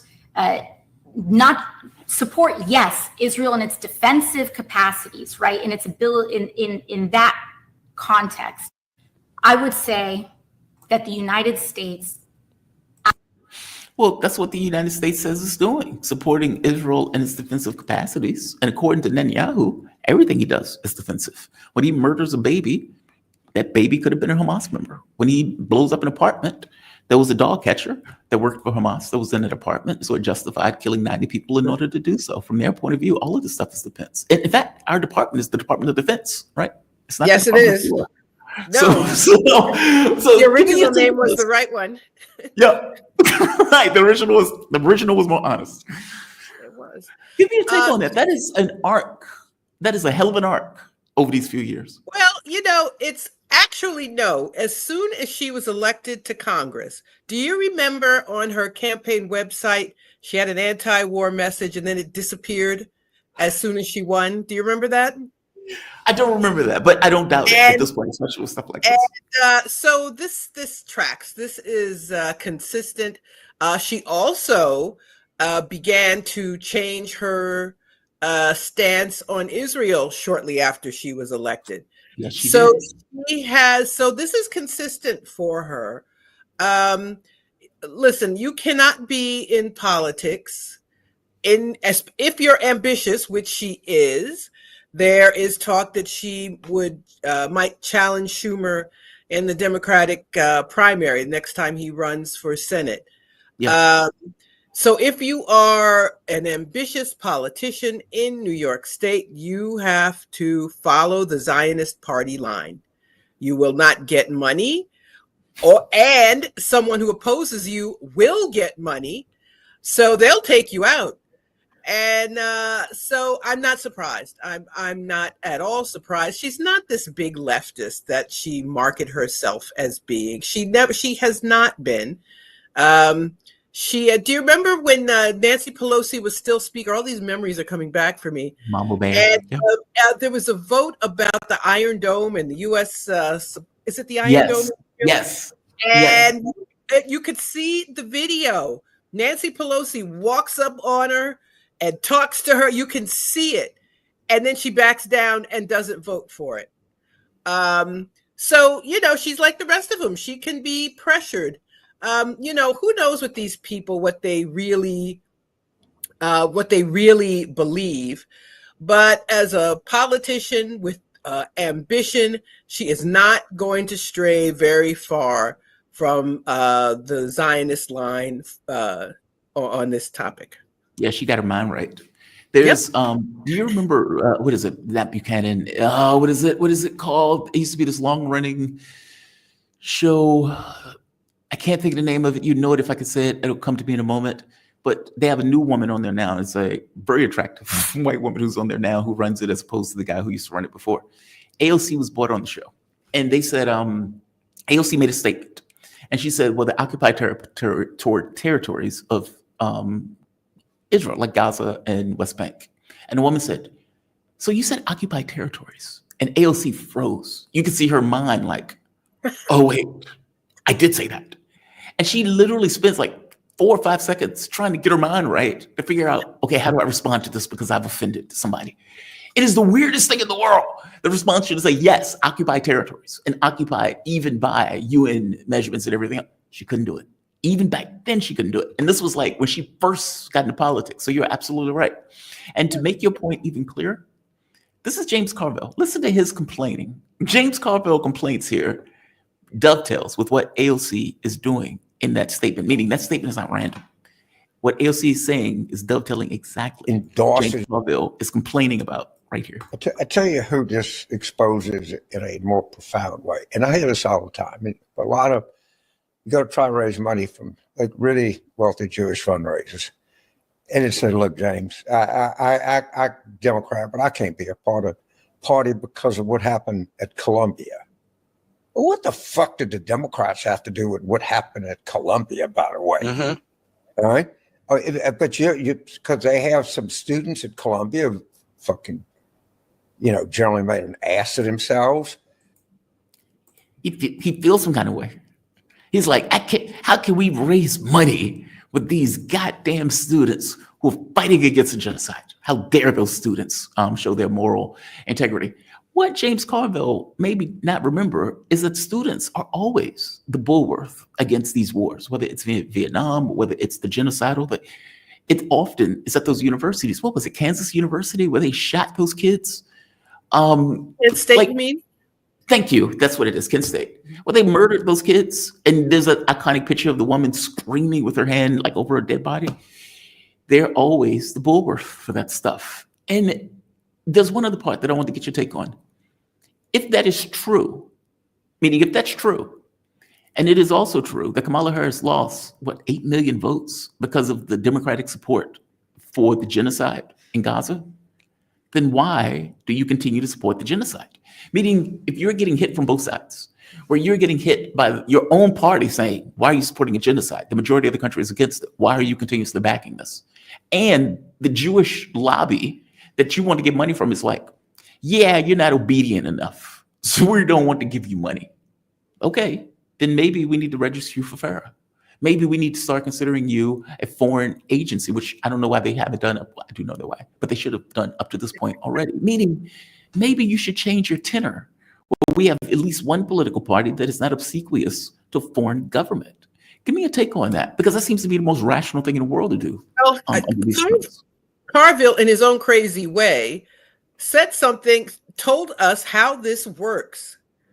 That they, first of all, they depend on rich people. They depend on rich people for money. And I think he said rich Jewish people, so I'm quoting him. And they are clear that they want this movement to be crushed. So no, James Carville has nothing to do with students having an encampment at Columbia or anywhere else. But they're letting him know, we expect you and your friends to crush this movement. You will not get a dime from us unless not only do you have to vote right, but you have to make sure that everybody else shuts up about it. So he said something very important about how politics works. He said something very important about this particular constituency.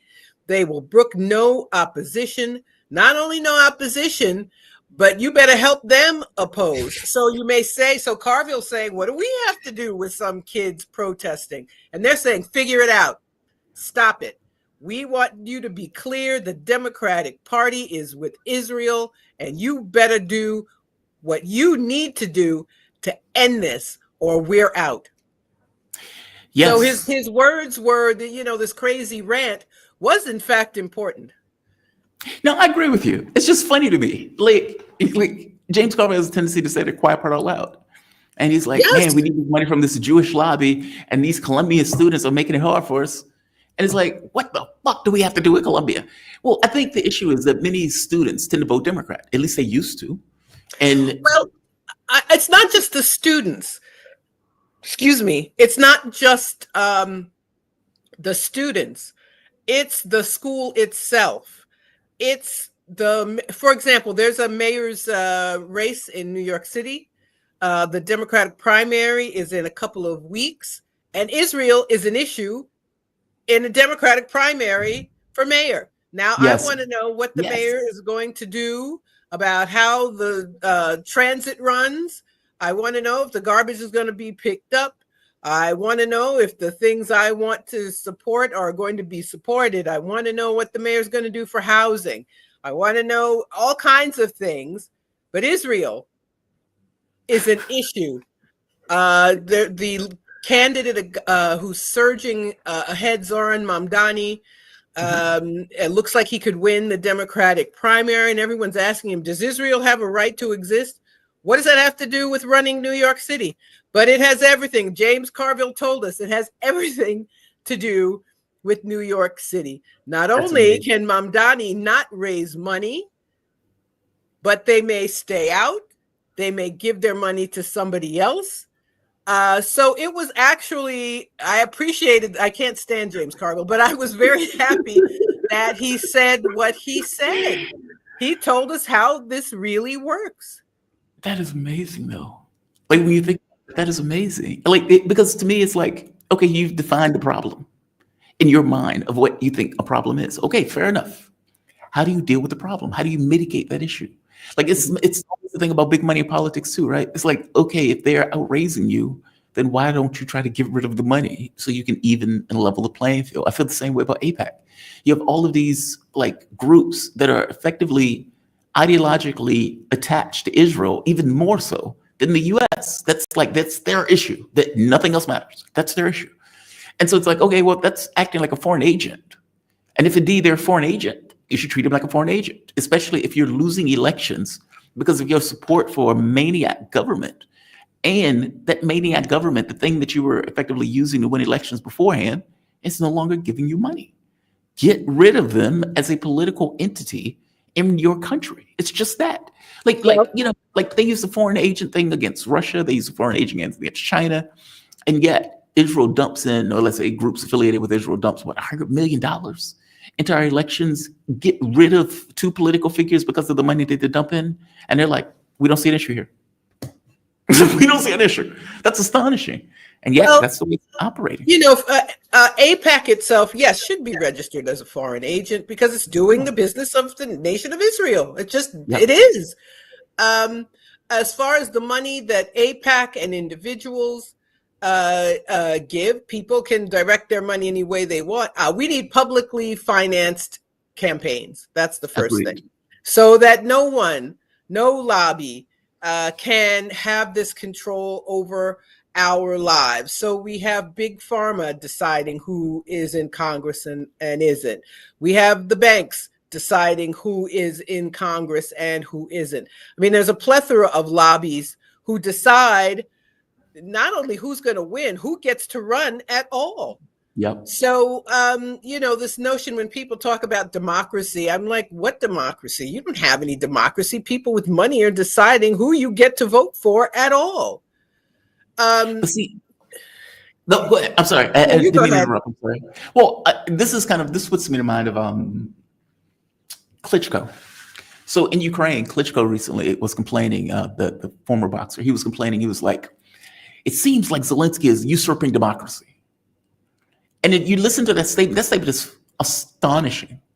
They literally overthrew the government in 2014. They got rid of opposition media. They got rid of opposition candidates. They did all of that stuff. They put political people in prison who was running against or wanted to run against Zelensky or was a political force against Zelensky. Zelensky was sent to the UK because he was going to be political opposition. They were threatening him with charges. You have other people who fled the country because they were going to get murdered. One of the political figures in Spain got murdered, and they smeared the guy after they murdered the guy. My point is, in his mind, we have a democracy because in his mind, he's fish in water. We've gotten rid of everybody else. There would be opposition, and the only people we care about is who's left. And among the people of who's left, this is what we consider to be our democratic space. And I'm saying the US is the exact same way in the way they talk about it. We have a capitalistic system. Our democracy is infused with a capitalistic system. And so the people of means, the people who have money, are the ones that dump money into this capitalistic democratic process. In their minds, fish and water. We're the ones that contribute. It's a capitalistic system. The people with money are the ones with the means, are the ones who get to make the elections. So they don't see it that way. So if you look at something like Princeton and it says 1%, like less than 1% of what the public wants is effectuated in the political space, right, or 90% of the people with the most money or donate the most money is the candidate that wins. Meaning 90% of the time, the candidate who wins gets the most money. Right. That's not a democracy. No. Like, I don't know how they even. It isn't. It's it's interesting that statistic you pointed out that we get all worked up about. Well, we are worked up about elections because it keeps us distracted, and it keeps us from understanding how things work. And we're told, you got to vote, you got to vote. And I'm not telling people not to vote, but if the decision has been made before you get to vote, if decisions determine who you get to vote for, you don't have a democracy. If what you want is not enacted, whether Democrats or Republicans are in office, then you don't have a democracy. It's very simple. We don't. And I find it interesting, the more undemocratic the country becomes, the more this word is used. I mean, like all the time. And it's like, what's the expression? The lady doth protest too much. So Too much. Right. They know you don't have, that's why they keep saying it. So, and we're told the only thing you can do, and then they rig the system and decide who you can vote for. So no, we don't have a democracy. And this, the Israel lobby is just one example of how that works. I love that saying. We don't think the lady protests too much. In fact, actually, there's a few sayings. Tyranny of distance. That's another one. Or the primal scream of a dying regime. Steve Bannon. Like that. These sayings are just, God, I love these sayings. I love the way that language makes the stuff or says the stuff.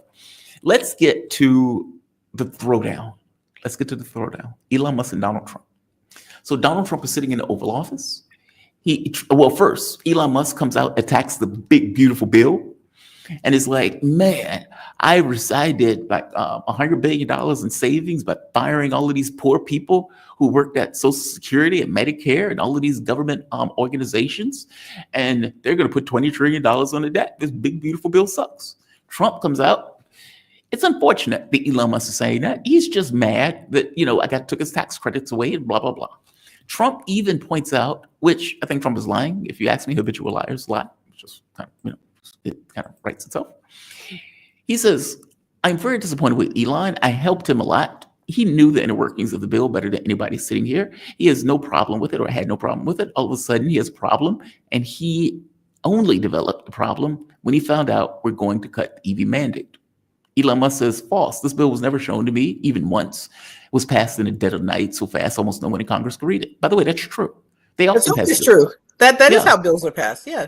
Marjorie Taylor Greene even pointed out, I didn't read the bill. I didn't know this provision was in the bill. It's like, how do you even admit to that?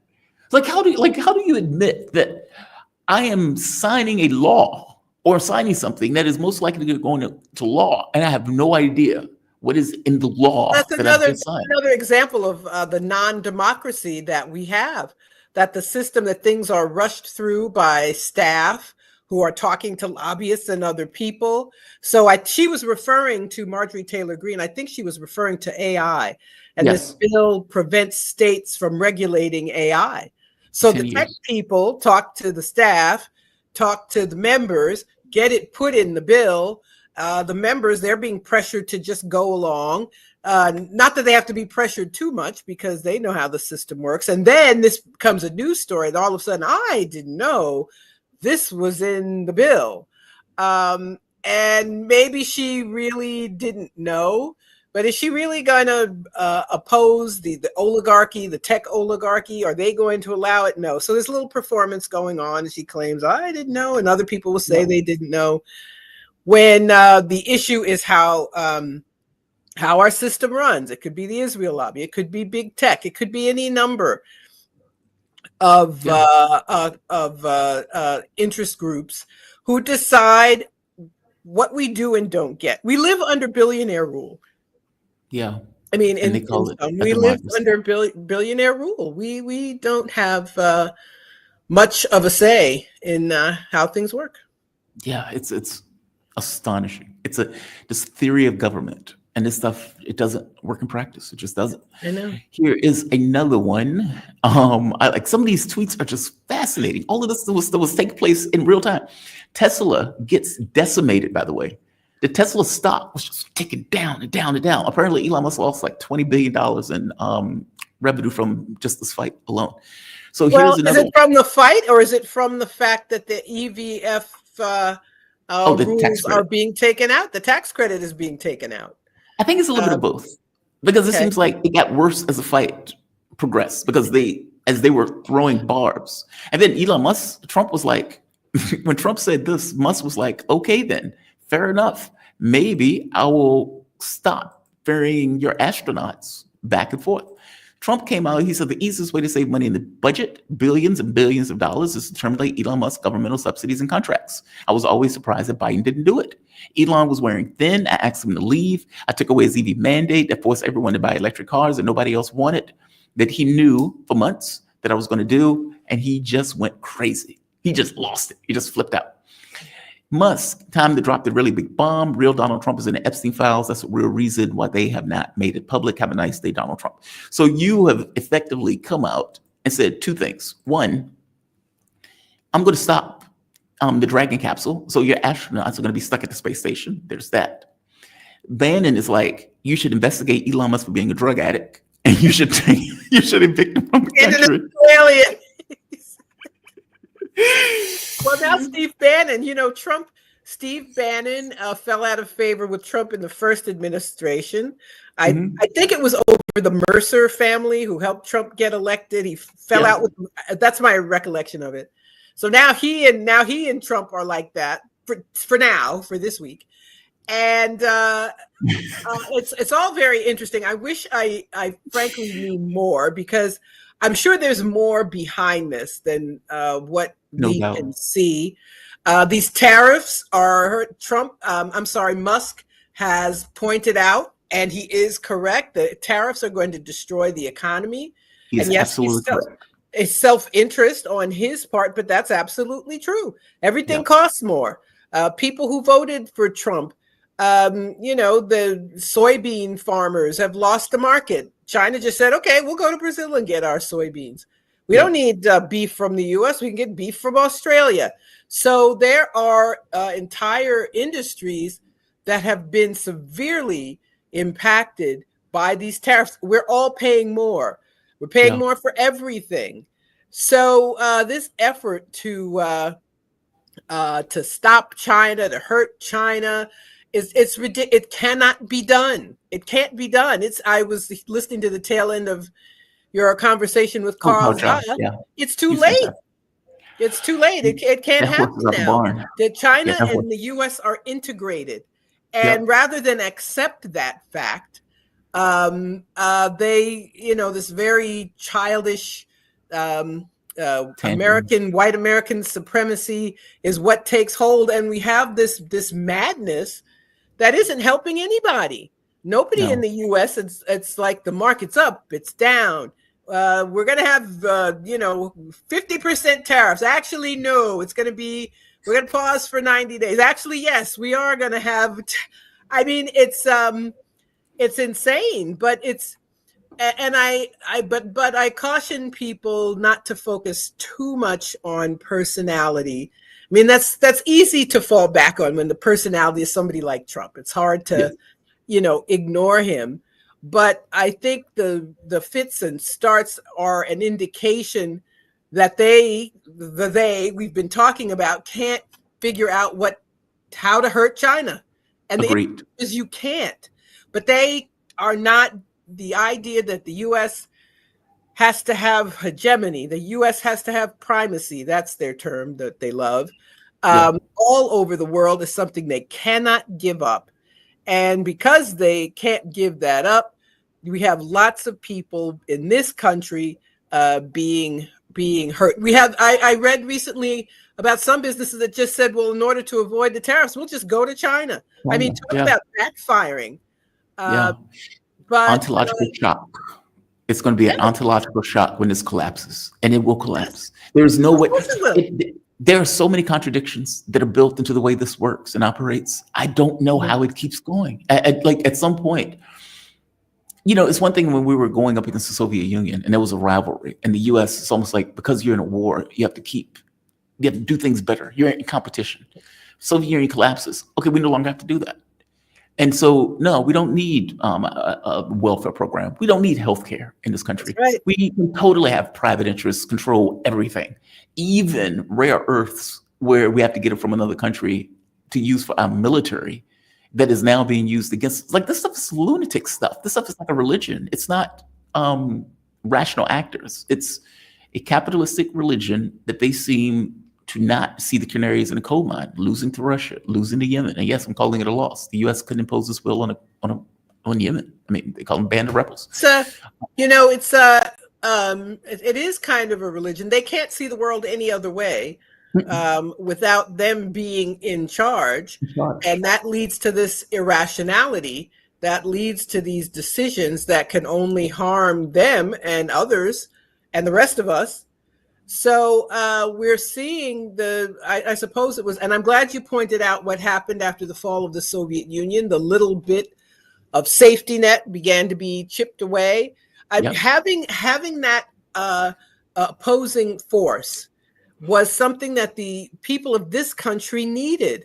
So if they wanted to make sure you couldn't point to the Soviet Union and say, well, why does communism take care of its people or something like that? So the safety net was maintained. And then when it was gone, it's like, we don't have to prove anything to you. Nope. And it's been downhill ever since.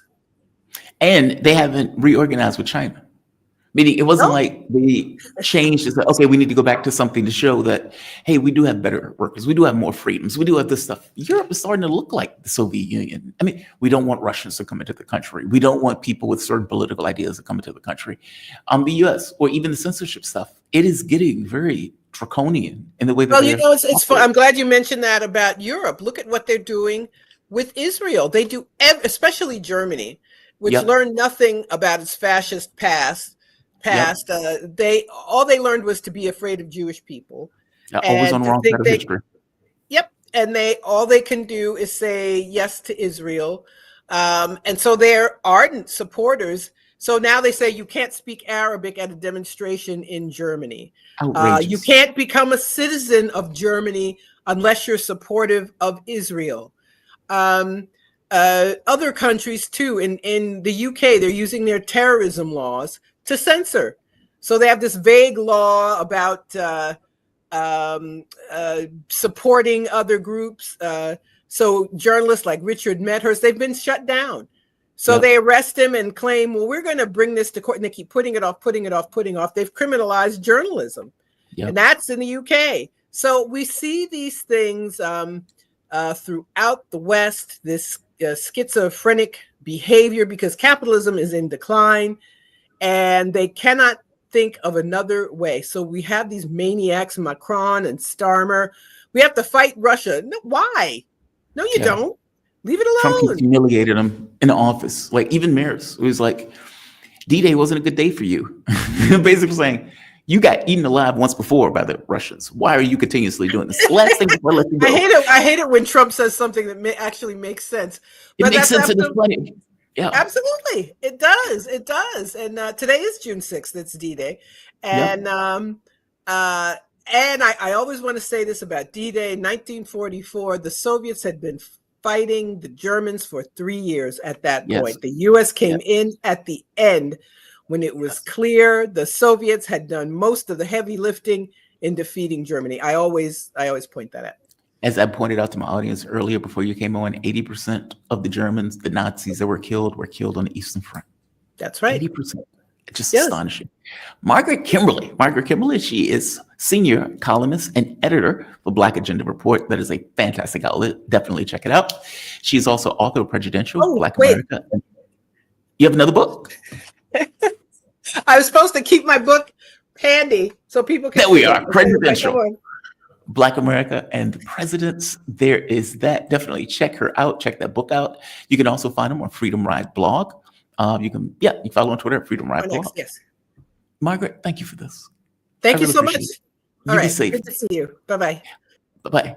All right. Let me bring in my man, dang old McAdams. He is rocking the glasses today. I don't think I've ever seen you with those glasses on, but that is perfectly okay.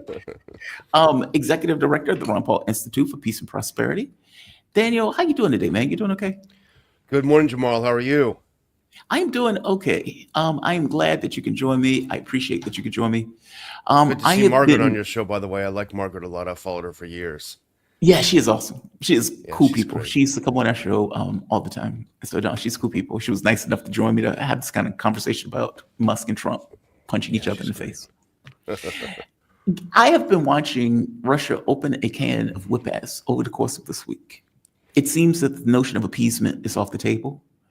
It seems that this idea of, okay, well, we're going to try to work with these guys for a deal. Well, Putin's speech made it very clear we consider these people to be terrorists. And look, from my point of view, if you're in a war, you should prosecute the war. Something seems to have changed, especially with the attack that took place on those airplanes, the murder of those people on those trains. It was just murder. They effectively waited for the train to get to the location and then blew it up. What I'm curious about is your take on this. From my point of view, Donald Trump is running a shadow war under the actual war. He wants Putin to accept his deal. I don't think Russia for a moment believes that Trump wasn't involved, that the US wasn't involved, or for that matter, the UK wasn't involved, even though Russia seems to be trying to spare Trump of the criticism on it, infecting it more on the UK, because I guess he believes that, you know, considering the lunatic asylum that was under the Biden years, even Trump being wishy-washy is better than, you know, being in one mode. Give me your take on this, though. How do you see it? I mean, do you see this as this kind of shadow war being run by Trump to try to get Putin to accept his deal, and that whatever he thought was going to happen is not going to happen? Like, this is escalated to a different level of intensity than was going on prior. Give me your thoughts. Well, I think the couple of terrorist attacks were actually a gift to Russia in a way, because it enabled Russia to break out of this kind of mold. Because what was happening is Trump himself and his administration, especially Kellogg, they're living in a fantasy world where they were going to impose a fait accompli on Russia. Here's what you're going to do. You're going to stop fighting for 30 days. Full stop. And then, all of these things, Kellogg's 22-point plan. Right. And this kind of ripped the Band-Aid off of this and showed what it really was, which is that Russia was never going to accept this. It was never going to happen. Russia, for tactical reasons, didn't laugh the U.S. out of the room because they wanted to establish a dialogue for other reasons. And Yes. the attacks enabled Russia to say, see what kind of a regime this is that we're fighting. That's it. The gloves are off. Don't even come to talk to us about a 30-day ceasefire. It's not going to happen at all. Yeah. So in a strange way, it was kind of a gift to Russia, because it was a wake-up call hopefully for the United States to understand. I said the same thing. I said, A, this was good. I said, B, this was a wake-up call. Russia was getting complacent. C, stop this appeasement nonsense. You're fighting a war. Act like it. And you don't have a negotiating partner. Nobody believes that anybody in this conflict wants a negotiation. Kind of. I think if Russia could get decent terms, they would, because ultimately, I think they just want security for the state. And they don't necessarily want to be at odds with these European capitals, or for that matter, even Ukraine. But that is not on the table for discussion. What's on the table is Kellogg's plan, which tries to freezes the conflict so we can get back to the conflict at some later date, kind of like in Syria, where it just erupts at some inopportune moment. That's not a deal. That's not a ceasefire. None of that stuff. They were going to put European troops in Ukraine. They were effectively NATO in Ukraine, de facto. They were talking about having U.S. take over the Zaporozhye nuclear power plant. This stuff was nonsense. I guess my question to you is, Trump might not have known it was nonsense, but did Kellogg know it was nonsense? Meaning, did Kellogg put out a poison pill for the explicit purpose of not getting a deal? Because it seems outrageous. Like, when you look at, just one last point. After the network went up, I was like, okay, well, I'll float. I'll see what happens. Because maybe Trump actually is trying to get a peace deal. Maybe Trump walks. Maybe they come to some kind of terms. And when they put that plan out, I was like, all right, there's no deal. There is no ceasefire. There's no agreement. This is never going to take place. They're going to figure this out on the battlefield. Is Kellogg putting out a poison pill explicitly in order to keep the war going? Because that deal seems to be so outlandish that they were trying to push. Well, all you need to know about Keith Kellogg, you saw this week, because when Andrei Yermak, who's the top advisor of Zelensky, when he came to town, the picture was there for everyone to see. When he came to town, he walked in the room with Kellogg and gave him a massive bear hug as if it was a long-lost buddy. Keith Kellogg is not an objective, he's not an objective person in this. He has family ties to Ukraine. He's very, very close to Ukraine. He wants Ukraine to win this war. So you can't have someone like that as your negotiator because the Russians are stupid, and everyone has seen now the relationship between Yermak, i.e. the Zelensky regime, and Keith Kellogg. He's not a fair actor in this whole thing. So that's the thing. He tried to impose a fantasy. Russia wasn't having it in the beginning. And this just makes it a lot easier for them to move ahead with what they're doing, which is literally what Russia is doing right now. I mean, it's establishing the area in Sumy, the buffer zone in Sumy, they're advancing rapidly, et cetera, et cetera. And they've been decimating Ukraine over the last last night was a withering campaign. I was showing the audience some of the images that was coming out on Slavyangrad and some of these other channels, where just pounding and pounding, hitting Kiev, hitting Sumy, and it wasn't just one night. It was multiple nights, or multiple days that they've been hitting their populations.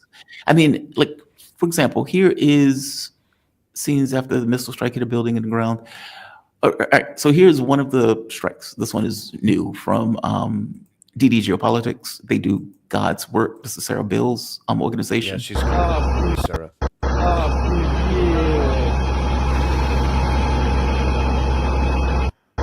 And they've been doing this all night. I mean, for the last several days, ever since, like you said, it ripped the chain off the moment that they did those terrorist attacks and everything else. It seems that Trump has come to the conclusion of letting this play out. Correct me if I'm wrong. When I was listening to the readout and I was listening to Trump in his conversation, and he made this analogy to, yeah, man, sometimes you just have to let kids fight. It's like, okay, fair enough. And he's like, they just have to keep punching it out until they finally come to some conclusion that they want to make peace. Is that where we are now? Where Trump just recognizes, all right, I'm not going to be able to end this. And all of these highfalutin plans that I had in the very beginning are going to come for naught.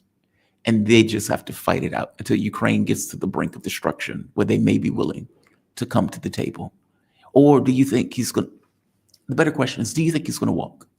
The money is used up. The weapons that Joe Biden gave to Ukraine, that is up at this point. Zelensky is going to have to find like $20 billion from somewhere. He may get it from Europe.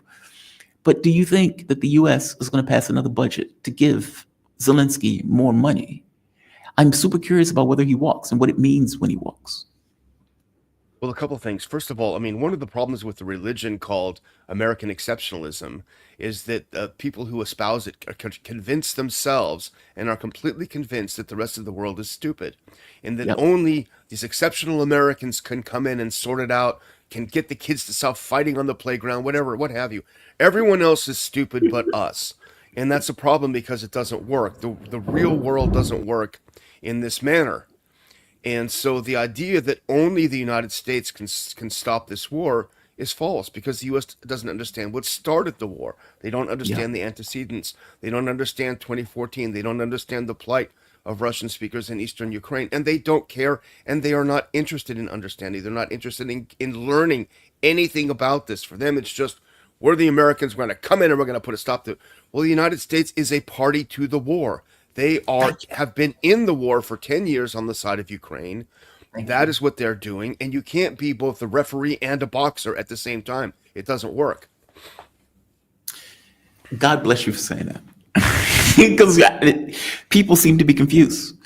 Even like social media analysts are like, Trump should call Putin. And I kept saying, call Putin for what? Like, what are you going to tell him? The strategic assets that Ukraine hit was obviously they were getting either UK and the US satellite imagery. They're supposed to believe, or we're supposed to believe, that this was planned for 18 months. The CIA had been in Ukraine for what, 10, 15, 20 years?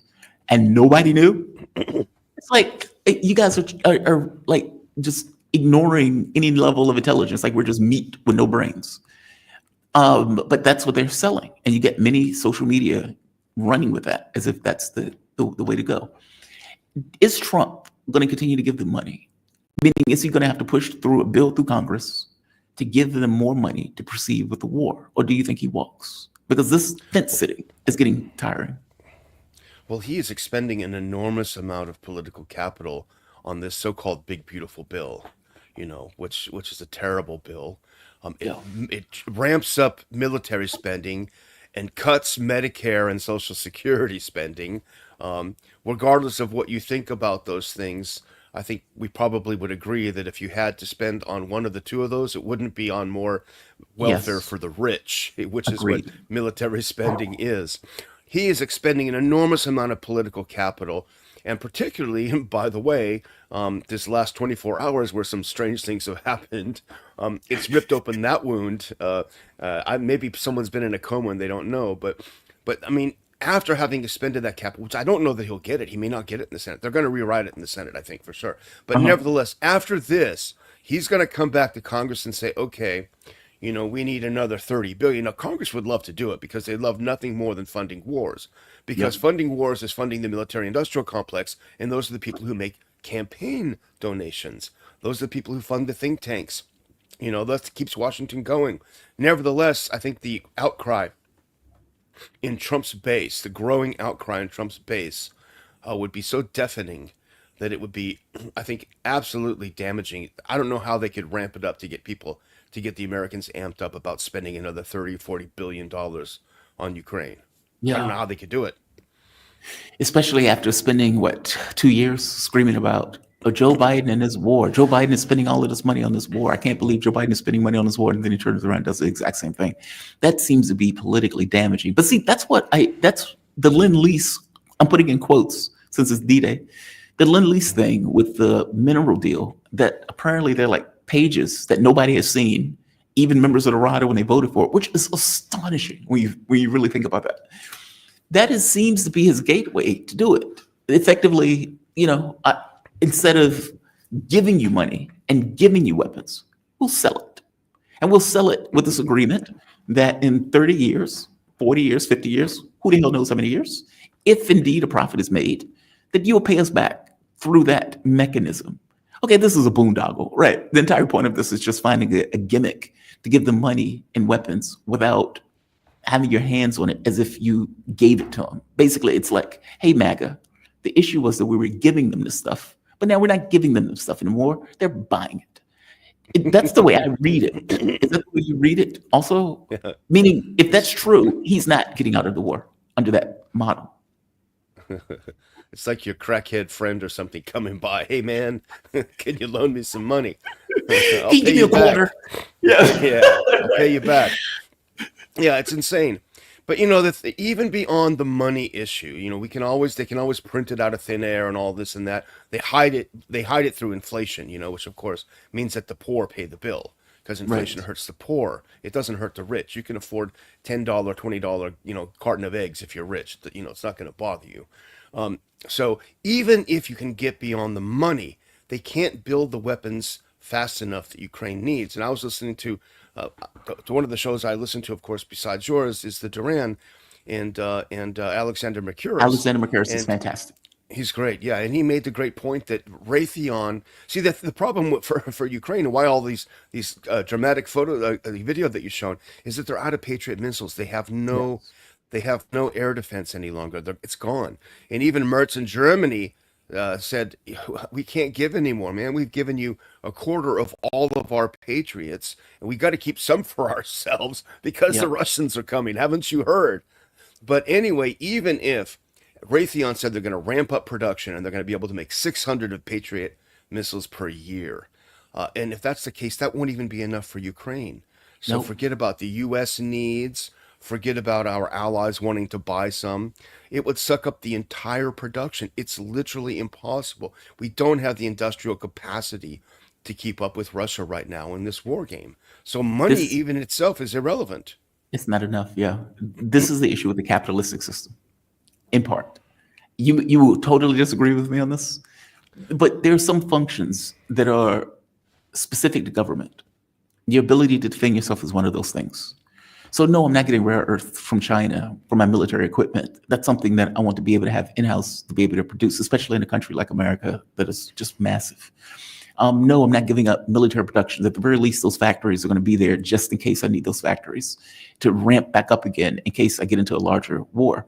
And no, I'm not going to leave it to the interest of private enterprise to build my weapons, or at the very least, let's say what I want for weapons. It's not going to be left up to private enterprise to decide upon, or just some kind of financial whims. I mean, we spend all of this money on weapons, and I keep pointing out there's no way to know if we have a return on investment. Whereas Russia has an $80 billion military budget, and they're producing 3 times more than all of NATO combined. That's astonishing. China, same thing. China is like $240 billion. They've only increased theirs because the US increasing theirs like $1 trillion. But again, the amount that they spend on the weapons and the return on investment that they get from it is dramatic in comparison to what half of our budget is going to personnel. The other half is going to like weapons and everything else. We don't even know the F-35 only works 50% of the time. And it's the Patriot missiles. This is one of the saddest videos, or funniest, depending upon your point of view. Apparently, the Patriot missile has what I call a fuck it option. That when its life is being threatened, it gives this primal scream at the very end of its life. This is one of those Patriots dying a miserable death. Rocket launch, rocket launch, rocket launch. What's this? Each one of those things is like a $500 million rocket launch. And of course, the death blow is coming. Where is it? Bam. Death blow. These things aren't doing their jobs. And of course, no missile system is perfect. But I keep seeing these videos of these things being hunted down and destroyed. And every one of those things that are destroyed can't be replaced, to your point. They're not very good. And I would agree with you on everything except for one point, which is what we're really looking at is not a capitalist system, it's corporatist. You have corporations in bed with government. I mean, this is people like to throw the word fascism around, but this is textbook fascism. It's not private enterprise, because the basically what these companies do is that they they socialize costs. So we pay the costs and they privatize their profits. So we have to pay for the development of all these different weapon systems, but then they'll sell them overseas for a profit, to our partners for a profit, or they'll give them somewhere, they'll give them to Israel, and we have to pay for it twice to develop them and to send them to Israel or what have you. So the system is terrible, but it's because it's a corporatist system, a fascist system that we have, rather than a capitalist, which I hate the word. The word itself is not the right word, is a free market system. In a free market system, the market would decide, and we would need defense. And I actually tend to agree with you. I hate government, but I don't believe that things like our national defense should be privatized, even though they're not really private. They are in bed with government. That's a fair point. Fair point. That's a fair point. I think corporatism is just capitalism grown up. Like one is a schoolboy, the other one is an adult. But I agree with you that it's the interplay between the two. Like the moment that you have people with means, let's say somebody like a Musk or somebody else, and it says, hey, I have $100 billion. I will give you $1 billion to run your campaign. And when you get elected, I want contracts. So someone like Palantir, for example, gets to all of a sudden get all of this governmental information. And it's like, okay, well, did the fact that they help put money into the campaign have anything to do with the fact that you're now giving them contracts? That's a little strange, right? And it's like, is it what we really want, to have this kind of overarching technocracy of oversight and surveillance in America? We used to joke about stuff like that with China. And this is happening under a Republican that ostensibly is supposed to be somewhat more skeptical of government. What the hell is happening with this? See, you're coming in our direction, Jamal, because how did Palantir get its start? It got its start through a big infusion of government money. It's the federal government through In-Q-Tel, the CIA company that was the incubator for Palantir. So I agree with you. These monsters are hatched, but they're hatched by government itself. So one of the big problems is that the government is too big. It tries to do too much. And it doesn't do the right things because of the influence of money. It's a Frankenstein monster. Yeah. No question about it. And it's like, the weapon systems, it doesn't work. Don't blame us, man. We're just Raytheon. We're just building the damn things, If you would have given us another $100 billion, they might have worked 50% of the time instead of 40, Whereas if you're in a place like Russia and you do that, you certainly would be out of a job, maybe even worse. Yeah, you may be out of your life if you build some nonsense like that that's not working. It just seems like they are. I know we would find a disagreement in this somewhere. Like in regards to, I do think the state needs to be intimately involved in regards to what is in the interest of the state and preservation of that state. And if it's, we need these weapon systems. Okay, I don't want a corporation telling me what we should buy. I want us saying, this is what we need in regards to, and I think that's what they do in Russia. Like they say, this is our priorities right now. These are the things that we need in order to build, to defend the nation, defend the state. It's not an offensive war in that sense. We need to be able to defend the homeland. Same thing with China. And so you don't have to spend $1 trillion if you're not going around attacking other countries. We don't. Yeah, sorry to interrupt you, Jamal, but you hit the nail on the head right there, because we have to also understand what is our foreign policy. If our foreign policy is to run the world, well, then you're going to have to spend $1 trillion a year. That's just how it is. So you have to start with defining what our role in the world is first, and then you can say, okay, how much is it going to cost? Are we just going to do the Western Hemisphere? Okay, how much is that? We got to take on China. Okay, how much is that? You know, we never get past that point because the neocons dominate the conversation. You know, and the neocons, who do they get paid by? The war machine, right? So the people like you and I, we can yell all we want, but we don't have the clout. In America, most of America is in a coma and they just don't care because war never touches them, or at least it hasn't yet. It hasn't touched them yet. Last question before I let you go. This is something Ron Paul used to always talk about. And God, man, they used to treat him so bad. They had I was talking to somebody, I think it was, is it Sarah or someone else, where they were talking about how Ron Paul would be in the election. Ron Paul would be clearly the number 2 spot. And they would not even show him. They would just say, here's number 1, here's number 3. And he would be on a debate stage and he would make sense in the stuff that he was saying. And yet they would act like, oh, isn't he cute? Ron Paul was right. A lot of this stuff, especially around this notion of the military budget, and especially around this notion of our plans around the world, we are $36 trillion in debt. The quote, big, beautiful bill, big is right, is going to put another $20 trillion of debt on top of that. They don't see in Washington that this is unsustainable. Like, it's not even for I maybe could justify it if my lefty priorities were being settled. Like, everybody gets healthcare. There are no homeless. We have high-speed rail going from one side of the country to the other. Meaning, if you are building real physical stuff, that there's a return on investment for it. Maybe I shut up.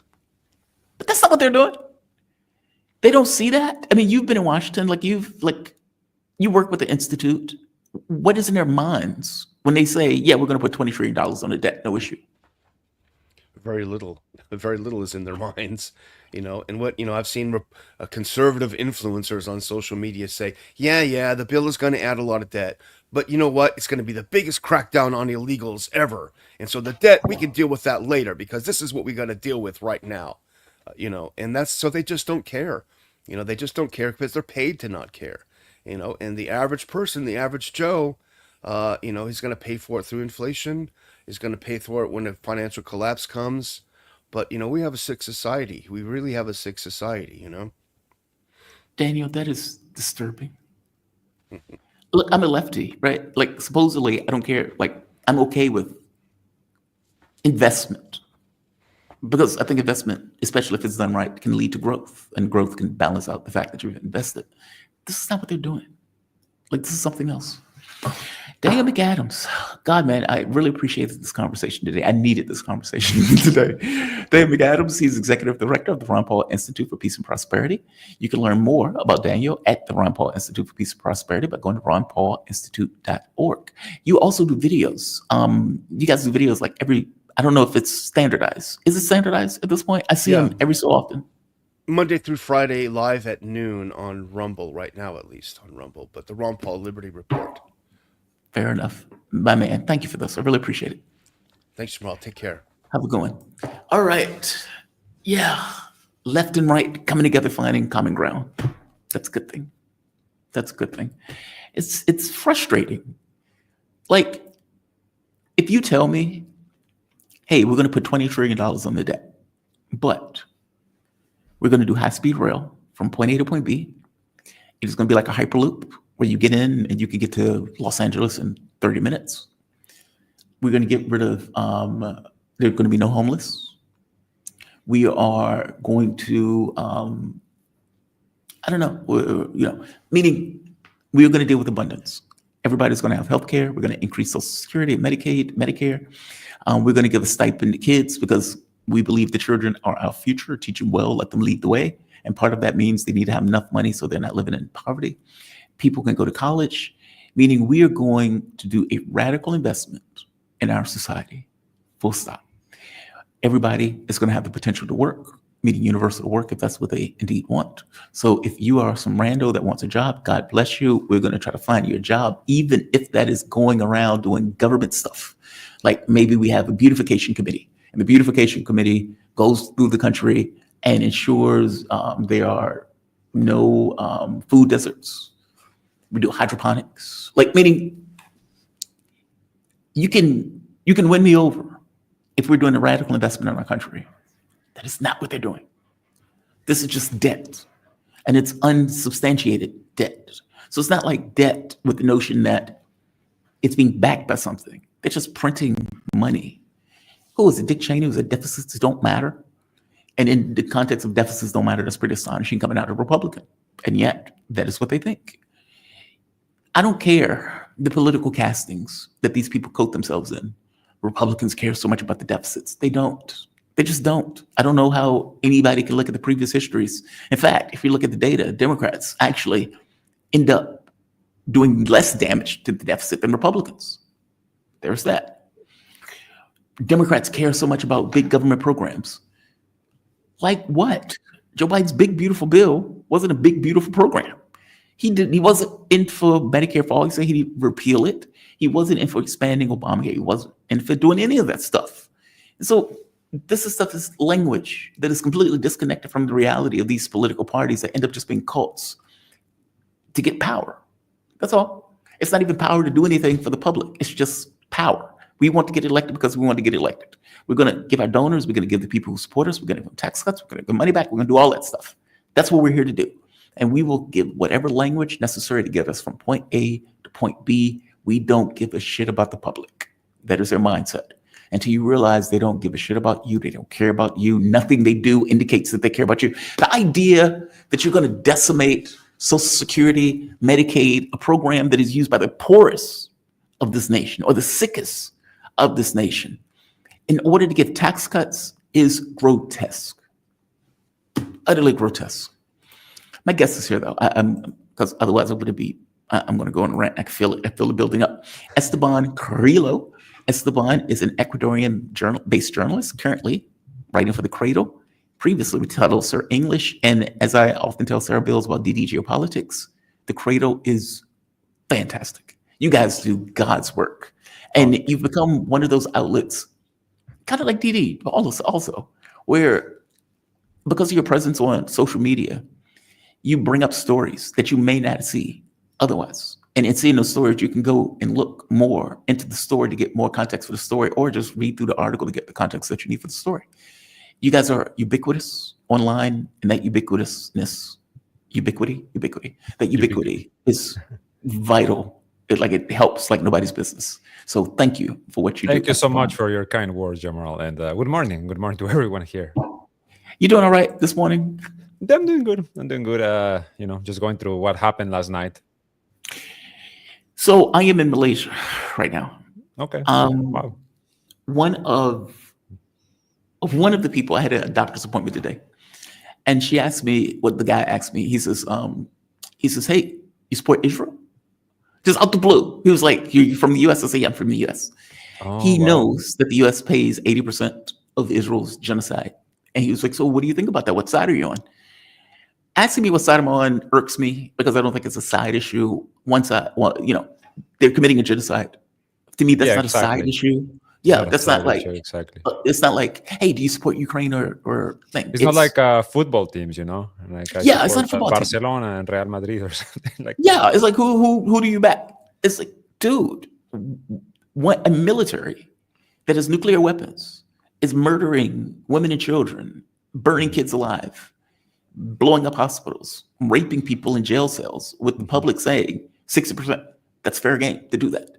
Like, we're talking about a fascist, Nazi-infused society that is just decimating a population that it hates, with the world standing by and watching. So the side thing bugged the shit out of me when he asked me that. But he has a point. He's not the first person that's brought that up to me, because I'm from America.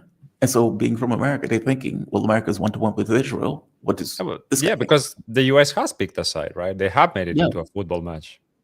Yeah, that's unfortunate. But that's interesting, very interesting about that. The doctor just comes out and asks you like that. Yeah, it's always creepy to me. I get it because a large part of the country is Muslim, and you can't even get proper bacon. I'm not going to bitch about bacon. It's like so when you get pizza, it's like beef pepperoni. It's like, oh, what the fuck is this?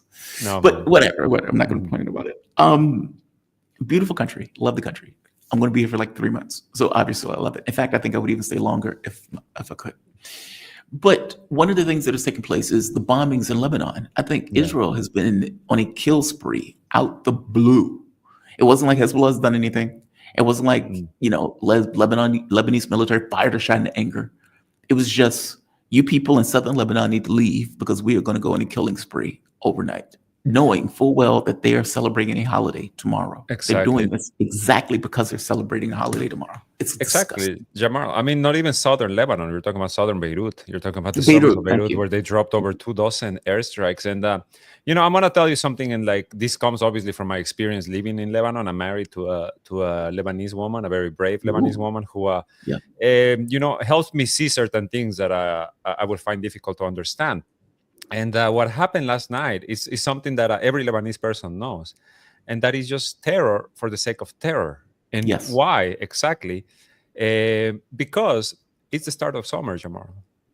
Right now is the start of summer in Lebanon. You get a very big influx of the migrants, the expats, who come every summer. They come summer and they come on Christmas. It's celebration. What is it? Eid? I don't know the last word. Eid today is, but it's not just like Muslim expats. It's everyone comes for summer. Everyone. Only my wife and myself are not going to go this year, but then it's just like a tradition. So the Lebanese economy, as you are well aware, it collapsed. It's like a complete disaster. So the country. More than 50% of its GDP is remittances. So when you understand that the summer season and the holiday season are kind of what drive businesses. People open up new bars, new restaurants, new attractions. The Lebanese people like to have fun. They like to enjoy themselves. And more than anything, they love their country. They have a deep, deep love for their nation, regardless of anything else, of any divisions, of any, you are back the resistance, you don't back the resistance, you want, normalization with Israel, you don't. Most don't, FYI. You love your country, so you come to see it. And what's happening in Israel? In Israel, airlines are canceling flights still. Most airlines are not flying to Tel Aviv. The tourism sector has, nosedived completely. Good. They are... Good. Sorry?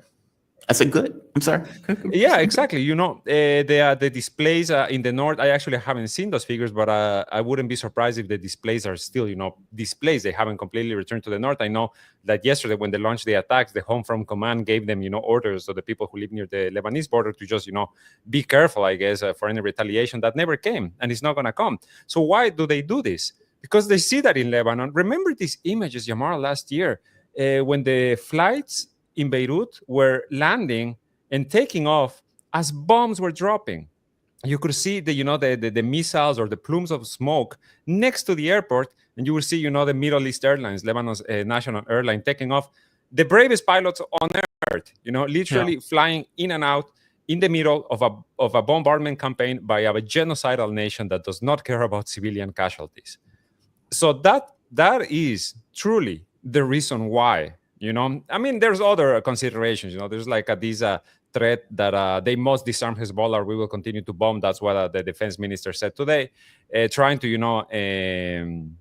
accelerate whatever process might happen internally in Lebanon for the benefit of Israel. And at the same time, as you know, the special envoy, this woman, you must remember her name is Morgan Ortag, was the woman who shook the Lebanese president's hand with the Star of David on her finger. And are you serious? Yeah. If maybe I can find the picture and I'll send it to you internally. But in any case, she gets fired like a couple of weeks ago by Trump in this shakeup that he's doing. It So looks like he's purging Zionists or something. Like he's like pissed off. he's and he's purging like, the what do you call it, Israel first. I'm gonna Yeah. send you this picture just directly via WhatsApp, so you can see and have a laugh at it. But this is the reason why they do this, right? It's this hatred that they have for the fact that Lebanon, despite being bombed and so many millions displaced, and Lebanon is starting to reconstruct. As you say, today is Eid al-Adha, and it's the start of summer.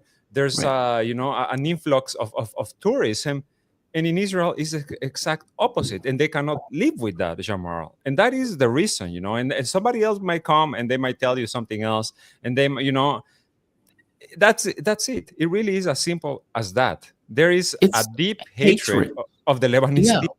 It's hatred. Look, Nazis be Nazis. That's the way I look at it. Nazis be Nazis. Exactly. It's just, it's it's hatred like for human life. the Nazis need a reason to kill Jews. Like, meaning, did they need a if they were going to decimate a village or decimate, or for that matter, kill Russians? No, they didn't. They hate them enough where they were willing to do it just because they are who they are. So now And what the way they that- want to do with Lebanon is that is a continuous triangle in the country. And just to be clear, this is I see this video. This is like, these people are fucking lunatics. This is just so people can be aware of some of the things that Israel was doing. And this is Gaza, 70 buildings taken down in 48 hours. Like, that number should be startling to people. 70 buildings in 48 hours. And just to show part of the clips for this. Again, these aren't military targets. The entire point is we just want to flatten all of it so nobody has anywhere else to go back to.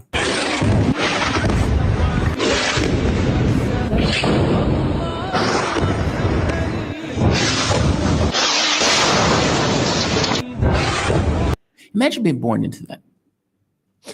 I would Like, only imagine say being born into that. I would say to the people of the US, like, you can't afford healthcare, you can't afford groceries, you have to have 2-3 jobs. Well, these are your taxpayer dollars at work right there. These images that we just see. This is where your money is going. And it's a shame, truly. And to your point, Jamal, I couldn't even imagine, what it's like. I couldn't imagine what it's like to simply not know when death is coming, if it's in the next moment, or if you have a few more days, I guess, on this earth. It's called rage. It's called joining a group to try to kill every Israeli Zionist that you can get your hands on. That's what it's called. Like, it's a rational act. Like, meaning the way that they're acting, where they're blowing stuff up. If you're 5 years old and you see your mom get killed, if you're 20 years old and you see your uncle, aunt, you see all of these family members just get murdered, what do you think? Like, the thing in your mind is not, hey, let's make peace. That's not what's on your mind. You join the first group. That's the fastest thing moving. You put a gun in your hand and you try to defend the area, even though you know you're probably going to die. So, like, even Israelis, where I would bring onto the show and I would have this conversation, like, dude, you realize that there is no way out for you in this box. You either kill everybody, get them out of the country, because those people are, like, the moment that you kill somebody's mom, you've made an enemy for the rest of your life. They're going to take every advantage that they can to try to get their hands on you. The moment you kill somebody's children. Yeah, right. Where you have a father holding his dead baby. What do you think that dad is going to do? Right? Like, you are creating so much rage and anger. And you can see this among the Black population in the United States. Like, when you see, like, Malcolm X was the rage of the Black population. Martin Luther King might have been like, hey, let's have this peace stuff for specific reasons, like getting from point A to point B, trying to have a better country in this way, and we can use this as a way to do it.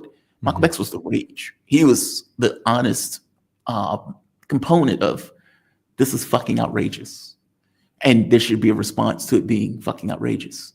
I hope you get my point. It's not, I don't advocate for any of this. I'm pointing out that the environment sets the tenor for the person.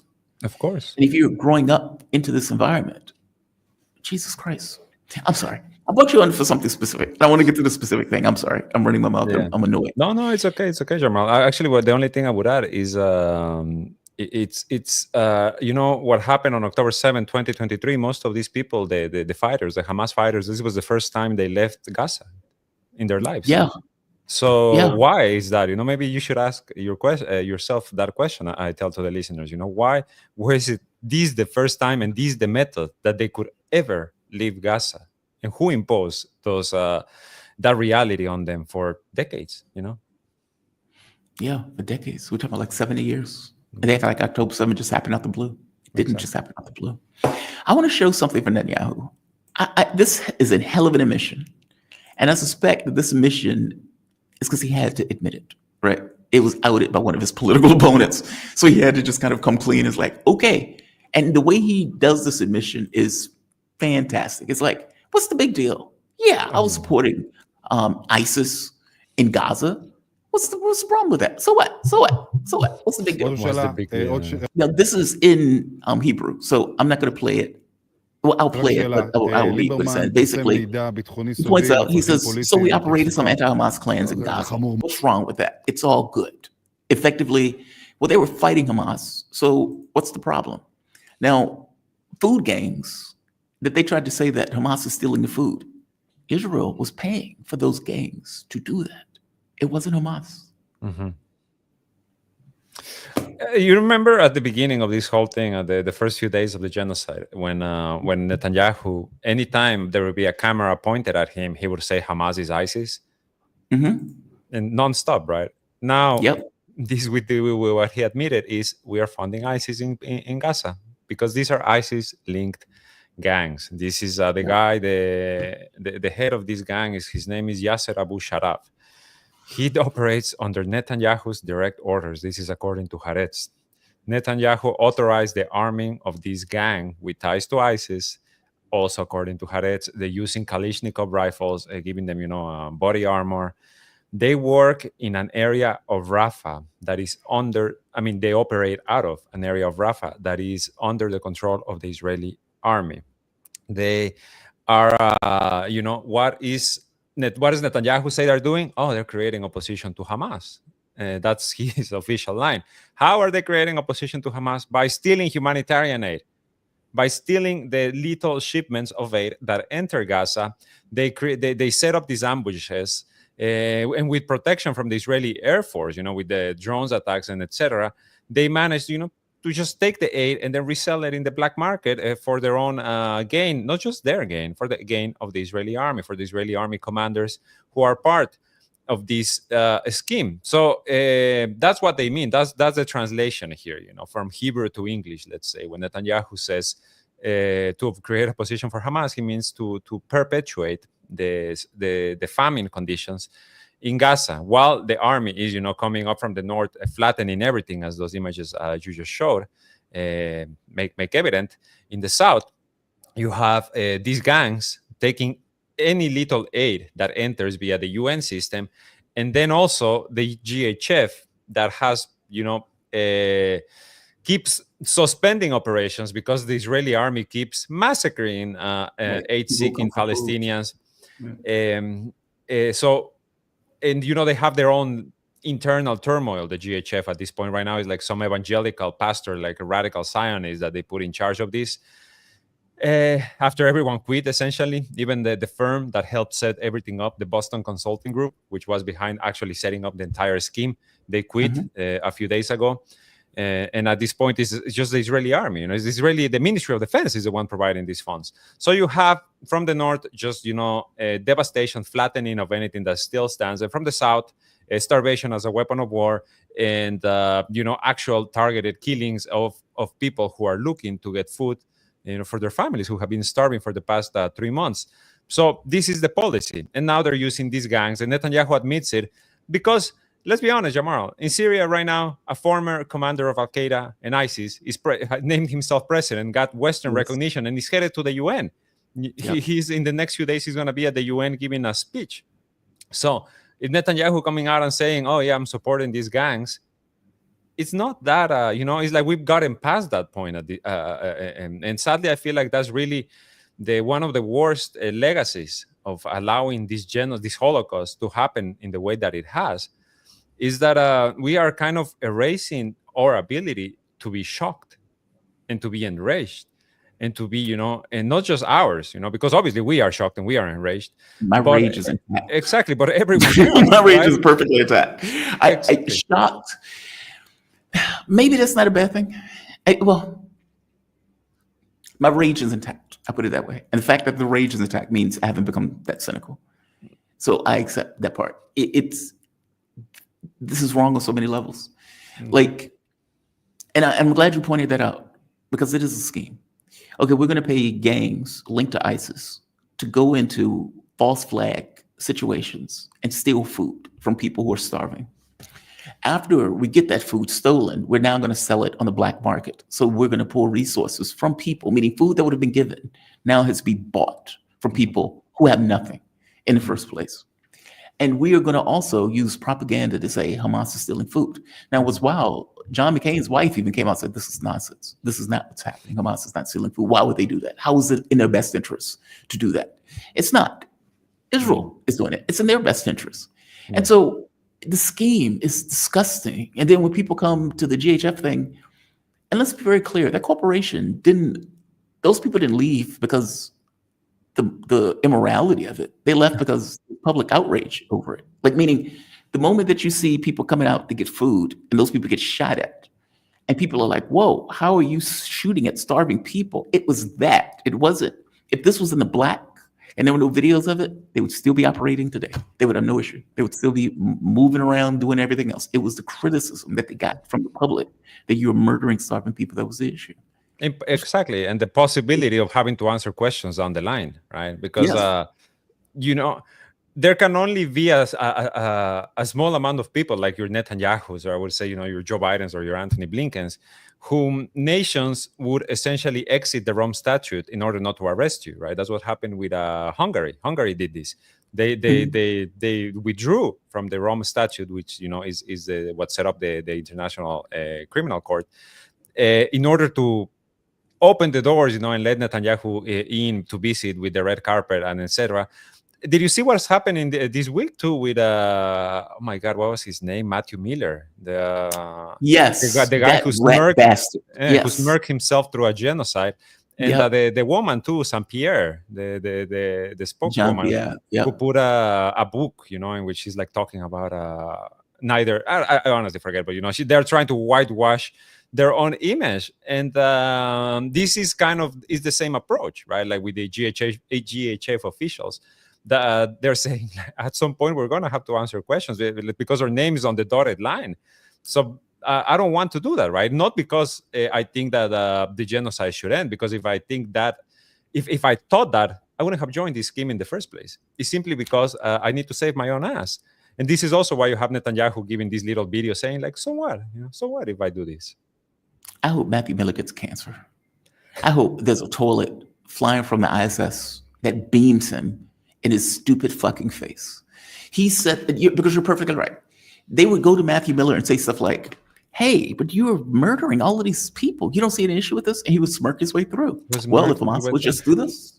Remember when we have to deal with it. And when they had the guy, the Jordanian journalist dragged out of the press room, and he was standing there smirking as this man is being dragged out, with the arms and legs. By the arms and the legs, and Matthew Miller just standing there smirking his way through a genocide. What a horrible person. Huh? Genuinely, I agree with you. Whatever is the worst destiny a person may have in the earth, may he have it. Yeah, I hope he busts hell wide open. I mean, they've lost even Piers Morgan. Piers Morgan spent a year defending Israel tooth and nail. Oh, these people who are saying Hamas is this. Oh, Hamas is this. Do you condemn Hamas? He spent a year doing that nonsense. And at some point he was like, okay, they're burning kids alive. This is too much. Like how long, how many? And then there's this question of like, how many people do you need to kill to feel okay? How many? Just tell me how many. If you give me the number in advance, at the very least I would know what to expect. That was the question since the start, right? Since around November 2023, I would say that was the question that in all of our mouths, right? Like we were the ones saying, like, how long until we actually see condemnations? How many dead children? Well, now we know. Now we know that Piers Morgan, it can only take about a year and a half. 100,000, right? 150,000 people. Piers Morgan's like, okay, this is too much. He can swallow that much. After that, he says, no, I cannot anymore. Same for Macron. Emmanuel Macron, same for the British government. David Lammy, who just a few months ago was in Parliament talking about the raped babies or the beheaded babies, all of these fabrications. And now they have to pretend that they care. They have to pretend that they care about the Palestinians who have been being massacred. And it's, we got our answer. We were wondering a year and a half ago, how long is it going to take? Well, now we know. It took about 18 months. That's how much they can take of this. And not even like for them to take action, mind you, Jamal. Because what action have they taken? Saying a statement, saying a criticism, that's not action. That's not action. That involves a bit of courage, I would say, but not at this point. It involved courage back then when it started. Yeah, exactly. If you look at the polling in those countries from the perspective of Israel, 50 points underwater, 60 points, 40 points underwater. And all of those countries, Israel is underwater in regards to the way the public is looking at them. Exactly. Those European leaders believe in that project every bit as much as the United States. They are saying they're doing the Joe Biden approach of image management for public consumption. It has nothing to do with reality. They love their little colony. Many of these white Europeans that go to Israel, where they're building their little base in the Middle East. And from their point of view, this is our white world in the middle of the Middle East in order to break up the Arab republics. That's all it is for them. And so I don't believe for a moment that these guys believe this stuff. They're just, wow, our populations are now turning against Israel. Maybe we need to give public statements. What happened in the Joe Biden administration after the fact, where Israel outed what they say, thank God Joe Biden was in office, because Joe Biden didn't do anything in regards to the conflict, regardless of him complaining about it the entire way through. I think the same thing's true for Europe. At least Trump is honest.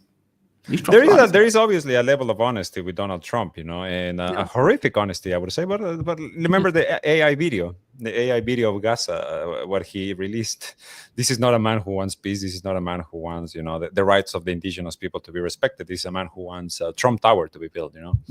That's his desire. But today the U.S. sanctions 4 ICC judges for investigating the genocide. So. At the end of the day, the next step here, it's making sure that international law is upheld at some point. Because if not, it's going to be, anarchy across the world for all of us. Anyone can be just persecuted, or I don't know, like like maybe they'll start doing drone strikes on people because everything's justified now. There's no such thing as international law. Exactly. I've never believed that there was such thing as international law. Who's the Leviathan? Like who's the doombringer? In this case, when you're dealing with big states, like the ICC didn't go after the United States when it went after Afghanistan. How does the ICC justify the U.S. going after Afghanistan? Afghanistan is a party to the Rome Statute. The U.S. was murdering civilians left and right. Exactly. And what did Bush do? If you come after America, we're going to go after the Hague, meaning we would send military force. The Hague Invasion Act. Yeah, you're right. You're completely correct. The Hague Invasion Act. It's no, you're right. You're right, Jamal. But I don't know. I personally have. I don't know if the correct word is hope, but I definitely have this, desire to see as much done to bring these people to justice. Like, for example, look at the Gaza flotilla, right? Like at these people who are like 12 people in this little sailboat. Yeah. They are, besides the Yemeni government in Sana'a, they are the only people on earth who are trying to break the Israeli siege. They really are.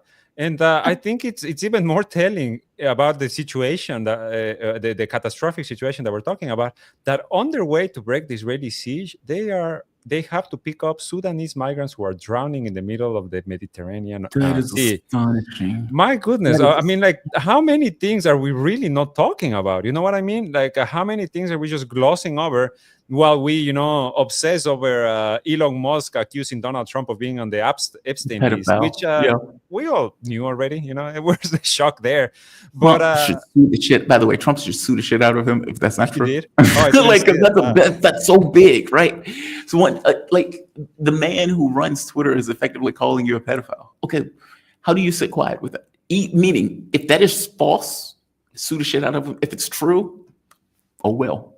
One last point before I let you go.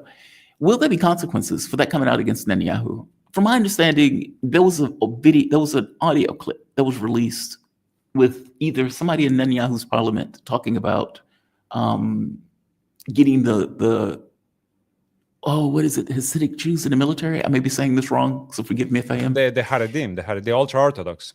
The ultra-Orthodox Jews into the military. And apparently they got very pissed off when that was released. Yeah. Is there consequences for Netanyahu with this taking place, with him coming out saying, yeah, of course I was arming ISIS. What is the big difference? What is the big deal? They were fighting Hamas, so, everything is justified. And with that group, the ultra-Orthodox, effectively who does not want to be in the military, getting a clip out, which apparently pissed them off royally. Are there consequences for this for Netanyahu? Possibly, today the ultra-Orthodox that are part of the government coalition, they said that they're moving forward with an effort to dissolve the Knesset and essentially, force snap elections over, as you said, Jamal, the draft orders that the ultra-Orthodox are getting, because although they represent about 18% of the Israeli population, they do not have to serve in the army if they are doing religious studies, but obviously, with a genocide going for more than a year and a half, and reserve is getting 5, 6, 7 call-up orders to enter Gaza, they are having a manpower crisis, and they are trying to draft the Haredim, and nobody's going, because the leaders, the religious leaders and the political leaders from the ultra-Orthodox are telling them, don't do it. You have to dodge, you have to draft dodge. That's the only option here. And Netanyahu, because he needs them for his coalition, is trying to protect them. But there's only so much that he can do to protect them, because now the Attorney General is sending more draft orders, and the army is also, growing increasingly more stressed out, I guess. Exactly, pissed off about this whole situation. And Netanyahu is just there, caught in the middle. But as I always say, Netanyahu is sadly the world's wiliest politician. And this is a man that I feel is going to land on his feet no matter what. Let's see how much longer, because I feel like his grip on power, he's not going to finish his term. I find that impossible. I think this is going to collapse before the end of his term. I don't think so. Wait, you don't think so? Why? Because if he doesn't, he's going to jail. They're going to prosecute him. Maybe, I've heard the opposition parties talk about giving him a cushion, to giving him some sort of protection if he decides to step down or to end the war, making, his coalition partners walk, because that's another of the demands of his coalition partners, that the genocide must continue. So I feel like at some point, all of these pressure points are just going to become too much. Right, the fact that there's still Israeli soldiers getting killed in Gaza, the fact that the Haredim are not being drafted, the fact that there's this scandal, the Qatargate scandal, that keeps more information today. More information came out pointing about his aides taking money from Doha. The corruption trial, right? The corruption trials that he started his presidency with, his premiership with.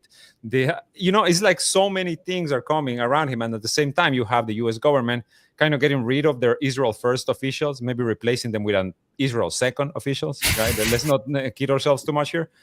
But this is what's happening, right? So I feel like at some point, this pressure is just going to build up so much that that something's going to have to give. But Netanyahu, I wouldn't doubt for a second that he has at least one, if not two cards under his sleeve yet to play. And let's be, the Port Elliott gone bankrupt. Exactly. Because the ships Ben Gurion Airport is being targeted consistently. And exactly what we started this conversation with, the situation with the tourism sector, situation with the airlines. It's many things are happening in Israel that are not beneficial for the government or for its people.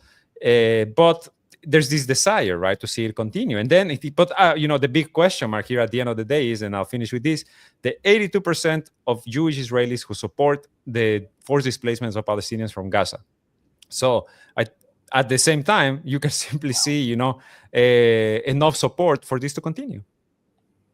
Just 82, huh? Yeah. Just 82. I would have thought that number would have been higher. It's a fascist country. I am. I've been to Israel a few times, and I remember they mentioned Trump, and they would be like, "Yeah, man, we don't get why he thinks this way about healthcare and education. We don't think this way about government, but he's awesome." Only because of his position on Israel. Meaning, if Trump was a political figure in Israel, they wouldn't vote for him. But the fact that he is so pro-Israel and over the top and obsequious to the country, they love him to death. That's the way they think about it. Exactly. I didn't meet anybody that wasn't that way. The only people I met who wasn't that way were Palestinian, like Belgian Palestinian or something like that, like European Palestinians who were there for various reasons. Yeah. But the Israelis, That's not entirely true. Okay, that's not entirely true. It's I'll demented. The give my socialism one is a story. demented ideology. It is. It is. I'll Mm-hmm. give my one story. So when I was in Nepal, I was going bungee jumping because it's just me. And I was telling people, yeah, I just came through Israel and Palestine, and I could see somebody out the corner of my eye make a beeline to where I was. An Israeli wanted to know, hey, what do you mean by Palestine? It's like, oh, fuck. This was before I was political, by the way. I was not political. I was apolitical. I wasn't even into politics. Wasn't into the stuff heavily. And we sat on the bus for 3 hours talking. And at some point he realizes, okay, he's not overtly political. Now, mind you, the day before I spent the entire day with a Belgian Palestinian woman who was ferocious. I love ferocious women. She was ferocious. She was on the middle of a bus in Jerusalem talking about she was pulling like Malcolm X in the middle of a bus in Jerusalem. And I'm like, I need you to calm the fuck down right now. These people got guns. Calm the fuck down. Like you're losing, she is like angry, right? And she is not making any bones about the fact that she's pissed off. And she has every right to be pissed off. It's just, we're in the middle of Jerusalem. These people got guns. Yeah. Calm down. And she takes me to Palestine, and you can see why. Meaning, it's this kind of weird dichotomy where one place looks like America and the other place is radically not. And yet they're side by side in the way that they're effectively operating. Then I go to the bus, and the guy is telling me, he's given every excuse in the world for why they do these things. Because as you know, if you're in Egypt or somewhere in one of the Muslim countries, you see all of this shit. You see them destroying the crops. You see them killing people. You see them doing all this stuff in a way that is manicured in America. You don't see it. It's completely polished from the airwaves. And I was sitting on a bus with him. I was like, yeah, dude, but you're destroying the olive groves. You're displacing these people. You're occupying this land. And he's given every excuse in the world. And at some point he realizes, okay, I don't think this guy's attacking me. He's just pointing stuff out that he sees with his own eyes. And he says, look, man, I get it. He said, if looking out from the outside, and I totally get it. It looks bad. All of this stuff looks bad. He says, I lived in some of these communities. I could see the hatred for us because of the things that we were doing. Meaning, at a certain point, he leveled with me in a way that I don't get from political actors that I would bring onto the show or that I would talk to when I was at the radio station. As a person, he was able to, fair enough. Like, meaning, yes, this shit is horrible. I get it. And I get why people see it that way. But there's this kind of weird need to defend themselves constantly. And it's like, yeah, because of the shit that you're doing. That's the ideology, That's the basis of the ideology. They are the chosen people, so they can do no wrong, right? And actually, I just want to point something out that I think can wrap this up perfectly. Please. In the same poll that I mentioned, the 82%, the Jewish Israelis, this is by Penn University, by the way, are asked if they believe that all residents of a conquered enemy city should be killed. And the answers are, for secular Jewish Israelis, 31%, Jamal, 1/3. For traditional, along religious lines, 60%, Orthodox, 59%, Haredi, 63%. So a large chunk, probably near half of the Israeli, Jewish Israeli population think that all citizens of a city need to be killed if conquered by the Israeli army. So there you go. Why is Gaza going through what is happening at the moment? There it is. That's what the society. But they didn't think that in World War II. When they were being fed in the ovens, they didn't think that. No. Why would they? Now they do. Now they do. Yeah. It's sad. Esteban, this is such a disturbing conversation. But it's honest. I mean, it's reality, right? You got to deal with, I would want to know if I have cancer. I don't want to live in a fantasy land. It's just kind of is what it is. You have to deal with reality as it presents. Esteban Carrillo, I have gotten so much better. I roll my R's as practice. I know this sounds silly. You're doing great, man. I've gotten much better at it. Esteban Carrillo, he's an Ecuadorian journalist, currently writing for the Cradle, a fantastic outlet. Definitely check out the outlet. You can see it, especially on Twitter. If you're on Twitter, you can see the articles as they come in. They're great. Thank you so much. He was previously with Telesur English. You have a fantastic day, man. Thank you for this. Thank you. Have a good day, Jamal. Bye-bye. Bye-bye. Esteban is awesome. 10:07. Okay, good. Better.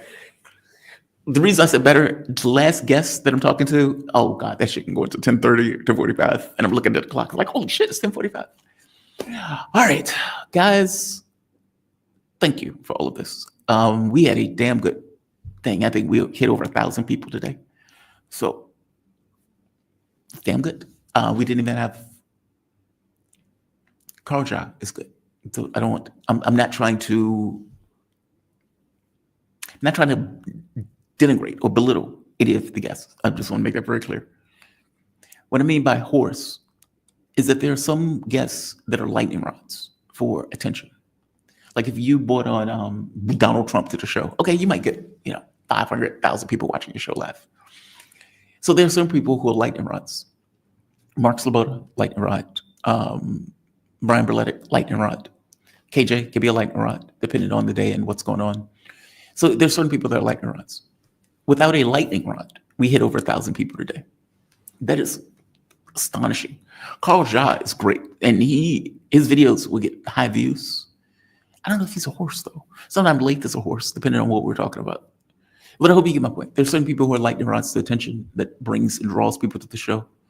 And the thing is, the moment that they come to the show, if it's a good show, they'll stay. Even if it's not something, it's kind of like if you're watching a TV program and you watch the lead segment, it's like, oh, I like that lead segment. And you may just sit there and watch the rest of the show, even though under normal circumstances, you wouldn't choose to watch it, but you enjoy it for what it is. And so you just kind of stay. We ended up with over 1,000 people and they stayed for the entirety of the show. So doing well. Guys, Finkelstein will make normies cry. Yes, Finkelstein would. That man is a troubadour. That man is fantastic. And honest. Like when Finkelstein points out, somebody asked him a question once, and I'll end it on this. I'm going to go through the chats. But they asked them, they said, Hamas wants to kill all of these Jews. And Finkelstein pointed out, he says, my parents who were in Nazi Germany, what would they think? Meaning, if their encounter with Germans is through the Nazi government, that's their perspective of Germans. That is what they encountered. That is what they deal with. And the same thing is be true for any group, blacks, for example. If you're an African-American and your engagement with the cops were negative, what are you going to think about cops? It may not be true for all cops, but what are you going to think about cops? If you represent 13% of the population, whites represent, 70%? Your encounter with cops mostly are white. And you feel like they treat you a particular way, you will feel some kind of way. Same thing. And his point to the guy was, why wouldn't they feel different? You're acting like they're not human beings. Why would they have a different point of view? Why would they think? Why would you think they're all of a sudden going to love you as a human being when you treat them like trash and put them in a ghetto, for God's sake? Norman Finkelstein is awesome. And the question is so rational that I don't even know why it needs to be stated. And yet, you apparently have to say it aloud because it's not rational to Zionists. It's just weird. Yeah, man. I want to thank all of you guys for joining me. I really do. Sacred space. That's the way I see it. It's our spot. Alexander G, I hope this one went better today. Again, I don't control the volume. Just to make it very clear, I do not control my guest volume. If you notice, Margaret Kimberley's volume was much higher. I had no power over that any more than I did over Carl Ja or thing. I do have control over my volume. And if it's a situation where my volume is too high, that's different. Tell me, and we can try to make adjustments for it. But I don't have control in the fine, granular way, in the way that I think you might be thinking. Hung Meow. Hung Meow. Like hung, like a, Hung Meow. You should interview Rachel Blevins also. I would love to interview Rachel Blevins. I have sent Rachel Blevins maybe 20 different interview requests.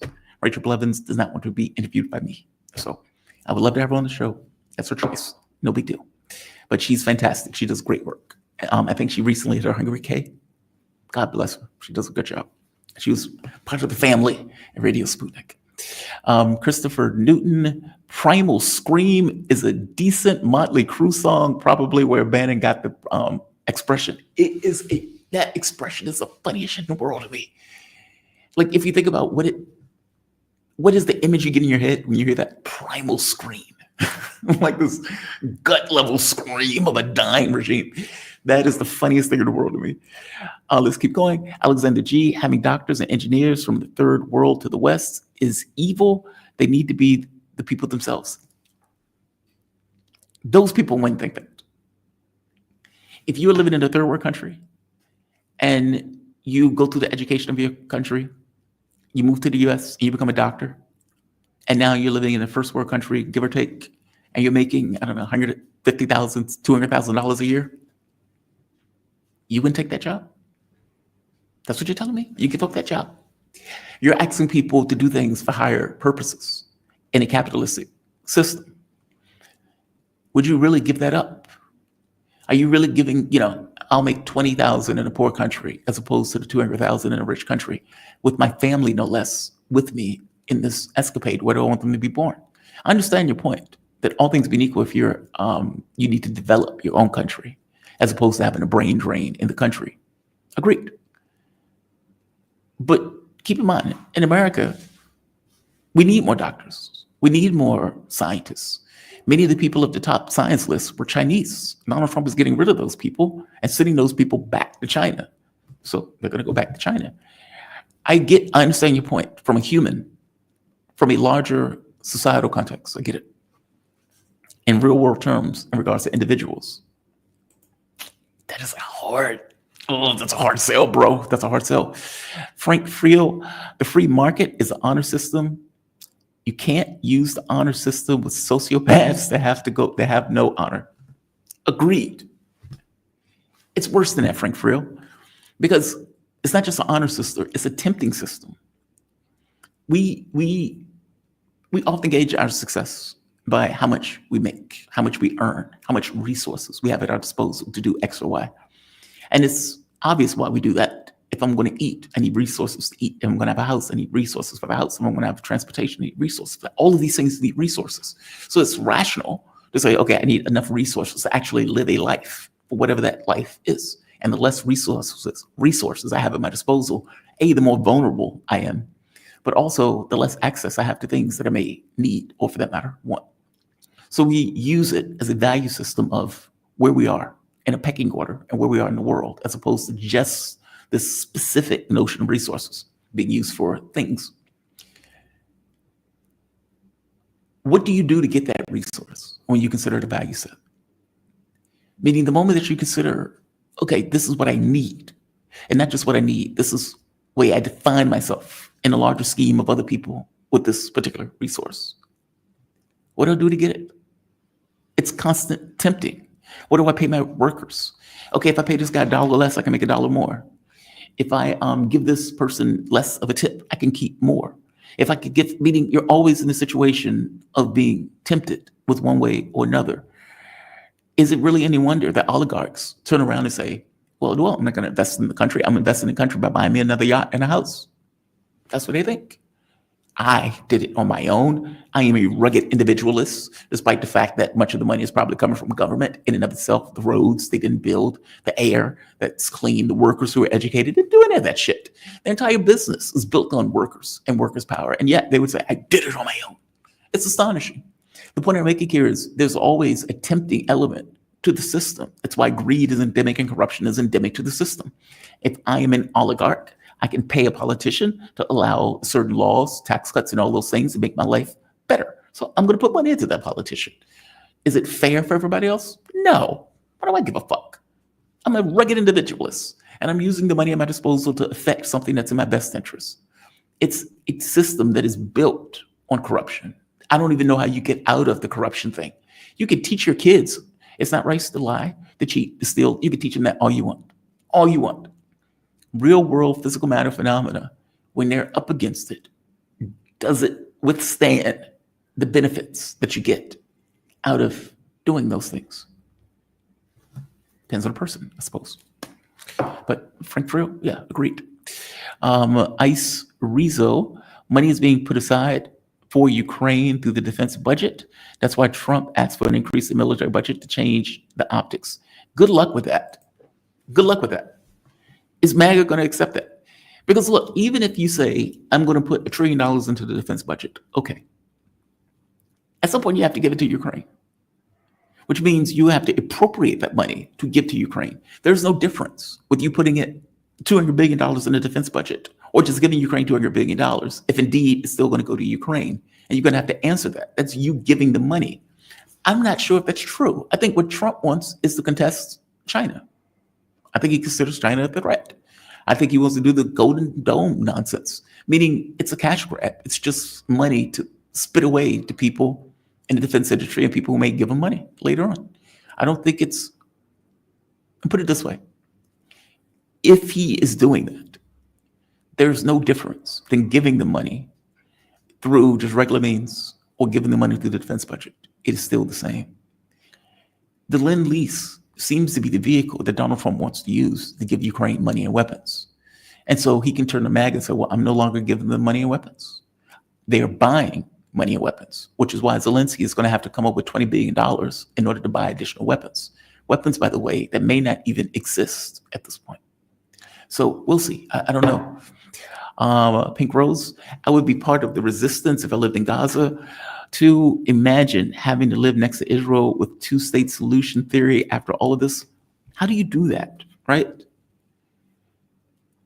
And by the way, the two-state solution is a fig leaf. It's always a shiny object that they put out as a hope ball. It's like the cat chasing the ball, believing that at some point the cat is going to chase the ball, even though it's on a string, so the cat can never chase the ball. It's that. That's what two-state solution is. It's not a real thing. It's just what they use and what they say in order to create hopium, so people would necessarily flip the fuck out and maybe be more amiable to them being destroyed and eliminated. I don't know how anybody with any level of self-respect could live through that, grow up in that, and not be filled with rage and cynicism. And if you have nothing to live for, because your life can be extinguished at any moment, you give it up for the cause. They make their monsters. I keep saying this. You build your monsters. They are making their monsters. I don't even know how they can even, if a Palestinian goes in and blows up a bakery to kill 2 troops, but kill 25 people in the process, how can they even bitch? That's what Israel has been doing the entire war. Like, meaning they are creating standards that they're going to be stuck with going forward. So it's the US. You can use all the propaganda that you want. The fact of the matter is you're setting a standard. They are not listening to your propaganda in regards to their morality, meaning your morality is not their morality. Your jaded, fucked up morality. It's not what they're used to operate well. Do you honestly believe that Yahya Sinwar gave a shit about what the US thought of him or Israel thought of him? He didn't. His morality and idea of the world is being constructed based on the situation which he's living in and the enemy and the vicious, fascist, hateful state that he's effectively was in opposition against. That is the construction of your morality and your worldview. Your environment constructs that stuff. It's not coming, out of the blue. It's not random. I guess my point is to you, yes, obviously, anybody who's grown up in that environment with any level of self-respect, especially if you had a mom, uncle, brother, sister, you see the conditions that your people live in. Hamas will have members forever. It may be under a different name, but they will be there forever. Peak Rose, if the Congo and Sudan could show what's happening over there too, like Palestine, if the Congo and Sudan could show what is happening over there, what do you mean? Oh, can we cover the Congo and Sudan? Yes. I don't have an African source to cover that though. I can check with Kofi and see if Kofi can hit it, but I don't have any anyone specific to hit that subject, and I am not versed enough to do it. I would tell you, when I was in the States, one of my former doctor, she was gorgeous. That one was breathtaking. Especially in heels. She was gorgeous. Her husband was from, it was an African state, but he was very political in that African state, so much so that they passed sanctions against him to prevent him from moving to France or the US or something. But one day when I was having this conversation about Gaza, she was talking about the Congo, and she was like, nobody ever brings it up. And as I pointed out to her, look, nobody's trying to ignore it. It's just not in our eye shot. It's not. For us, the Gaza issue matters because we are paying for that genocide. We are directly paying for it. meaning it is our tax dollars, our money is going into doing it. We're giving political support, diplomatic support, all of that, even protecting Israel in the UN Security Council. We are directly culpable for it. That is different than what is happening in the Congo. And so our Ash Act is different, even though it's not to denigrate what's happening there. The two things are separate and distinct. I'm pointing out that in one case, we are effectively paying for it. Now, it could be the case that I'm totally talking on my ass and don't know that we're paying for that also. My point is, it's not about not caring. It's just not on the radar. There's a difference in those things. And if something's not on the radar, then you don't know it's not on the radar. It's like you don't know what you don't know. And so, as I pointed that out to her, she was like, bullshit, you can look it up. How the fuck would I look that up? Like, how would I even know to look that up? Like, how do I pick a random thing? And it's like, okay, how do you know to look up this random thing that you don't know exists? I mean, we could talk about King Leopold's soliloquy with what the Belgians and what they did to the Congo. But King Leopold's soliloquy was written by Mark Twain how many years ago? And I understand they're still going through the same issue with the mineral resources and everything else. I think what it boils down to is Africa needs to take back their resources. Let's keep going. Sir Backslap, please go read There Is No Place for Us by Brian Goldstone. He wrote about working homeless. Please have him on your show, Working Homeless. Brian Goldstone. Did the book find him a place? I mean, the book is effectively a job. If it did well, hopefully, it took him off the streets. It is easily foreseeable to see how that can happen. Like, you lose your job, you don't have family. And even when you do find another job, it doesn't pay enough for rent or for maybe for the deposit. Like, yeah, you can see how it happens. It's unfortunate. Kat Ferguson, super sticker. Thank you, Kat. You look like, God, you look like my ex-wife. God, you look like my ex-wife in the picture. That is creepy. What is this? Withering. Withering, you became a YouTube member. Welcome to the family. Welcome to the family. Welcome to the family. And Kat, thank you. Saying you look like my ex-wife is not a bad thing, by the way. Just pointing out. It's just eerie. Looking at the thumbnail. All right. I am going to end this. I am tired. I'm dragging ass. It's late here, and I still need to cut these videos for today. I want to thank all of you guys for joining me. I really do. Shout out to Adrian Dittman, Nick Riviera, Doctor. Got to get it right. Nick Riviera, Fei Lu, shout out to you. Mystic City. Who else is here? People still here. David Boy. I think you're still in somebody's name. Darth X. Dr. Nick. What is this? Navy Vet. Shout out to all of you. And thank you for joining me today. We will meet up bright and early Monday morning. Happy Eid. I don't remember the last word for that holiday, so forgive me. I didn't even know it was a holiday until I got here. And they was like, yeah, we're celebrating this tomorrow. Happy holiday. I would say that. Guys, you have a fantastic day. Reach out to Africa Stream. You're so right. You're so right. You are so right. They were also persecuted, right, in the U.S. You're so right. All right, guys. You have a fantastic day. Group punishment for group resistance. Yes, it does. Yes, it does. That's group punishment forges group resistance. Yes, it does. We're all in it together. We're all in it together. Have a fantastic weekend, guys. I'll see you bright and early Monday morning, providing I'm not doing a show over the weekend. Have a good one all. Jamal Thomas Morning Show, episode 170. Signing off.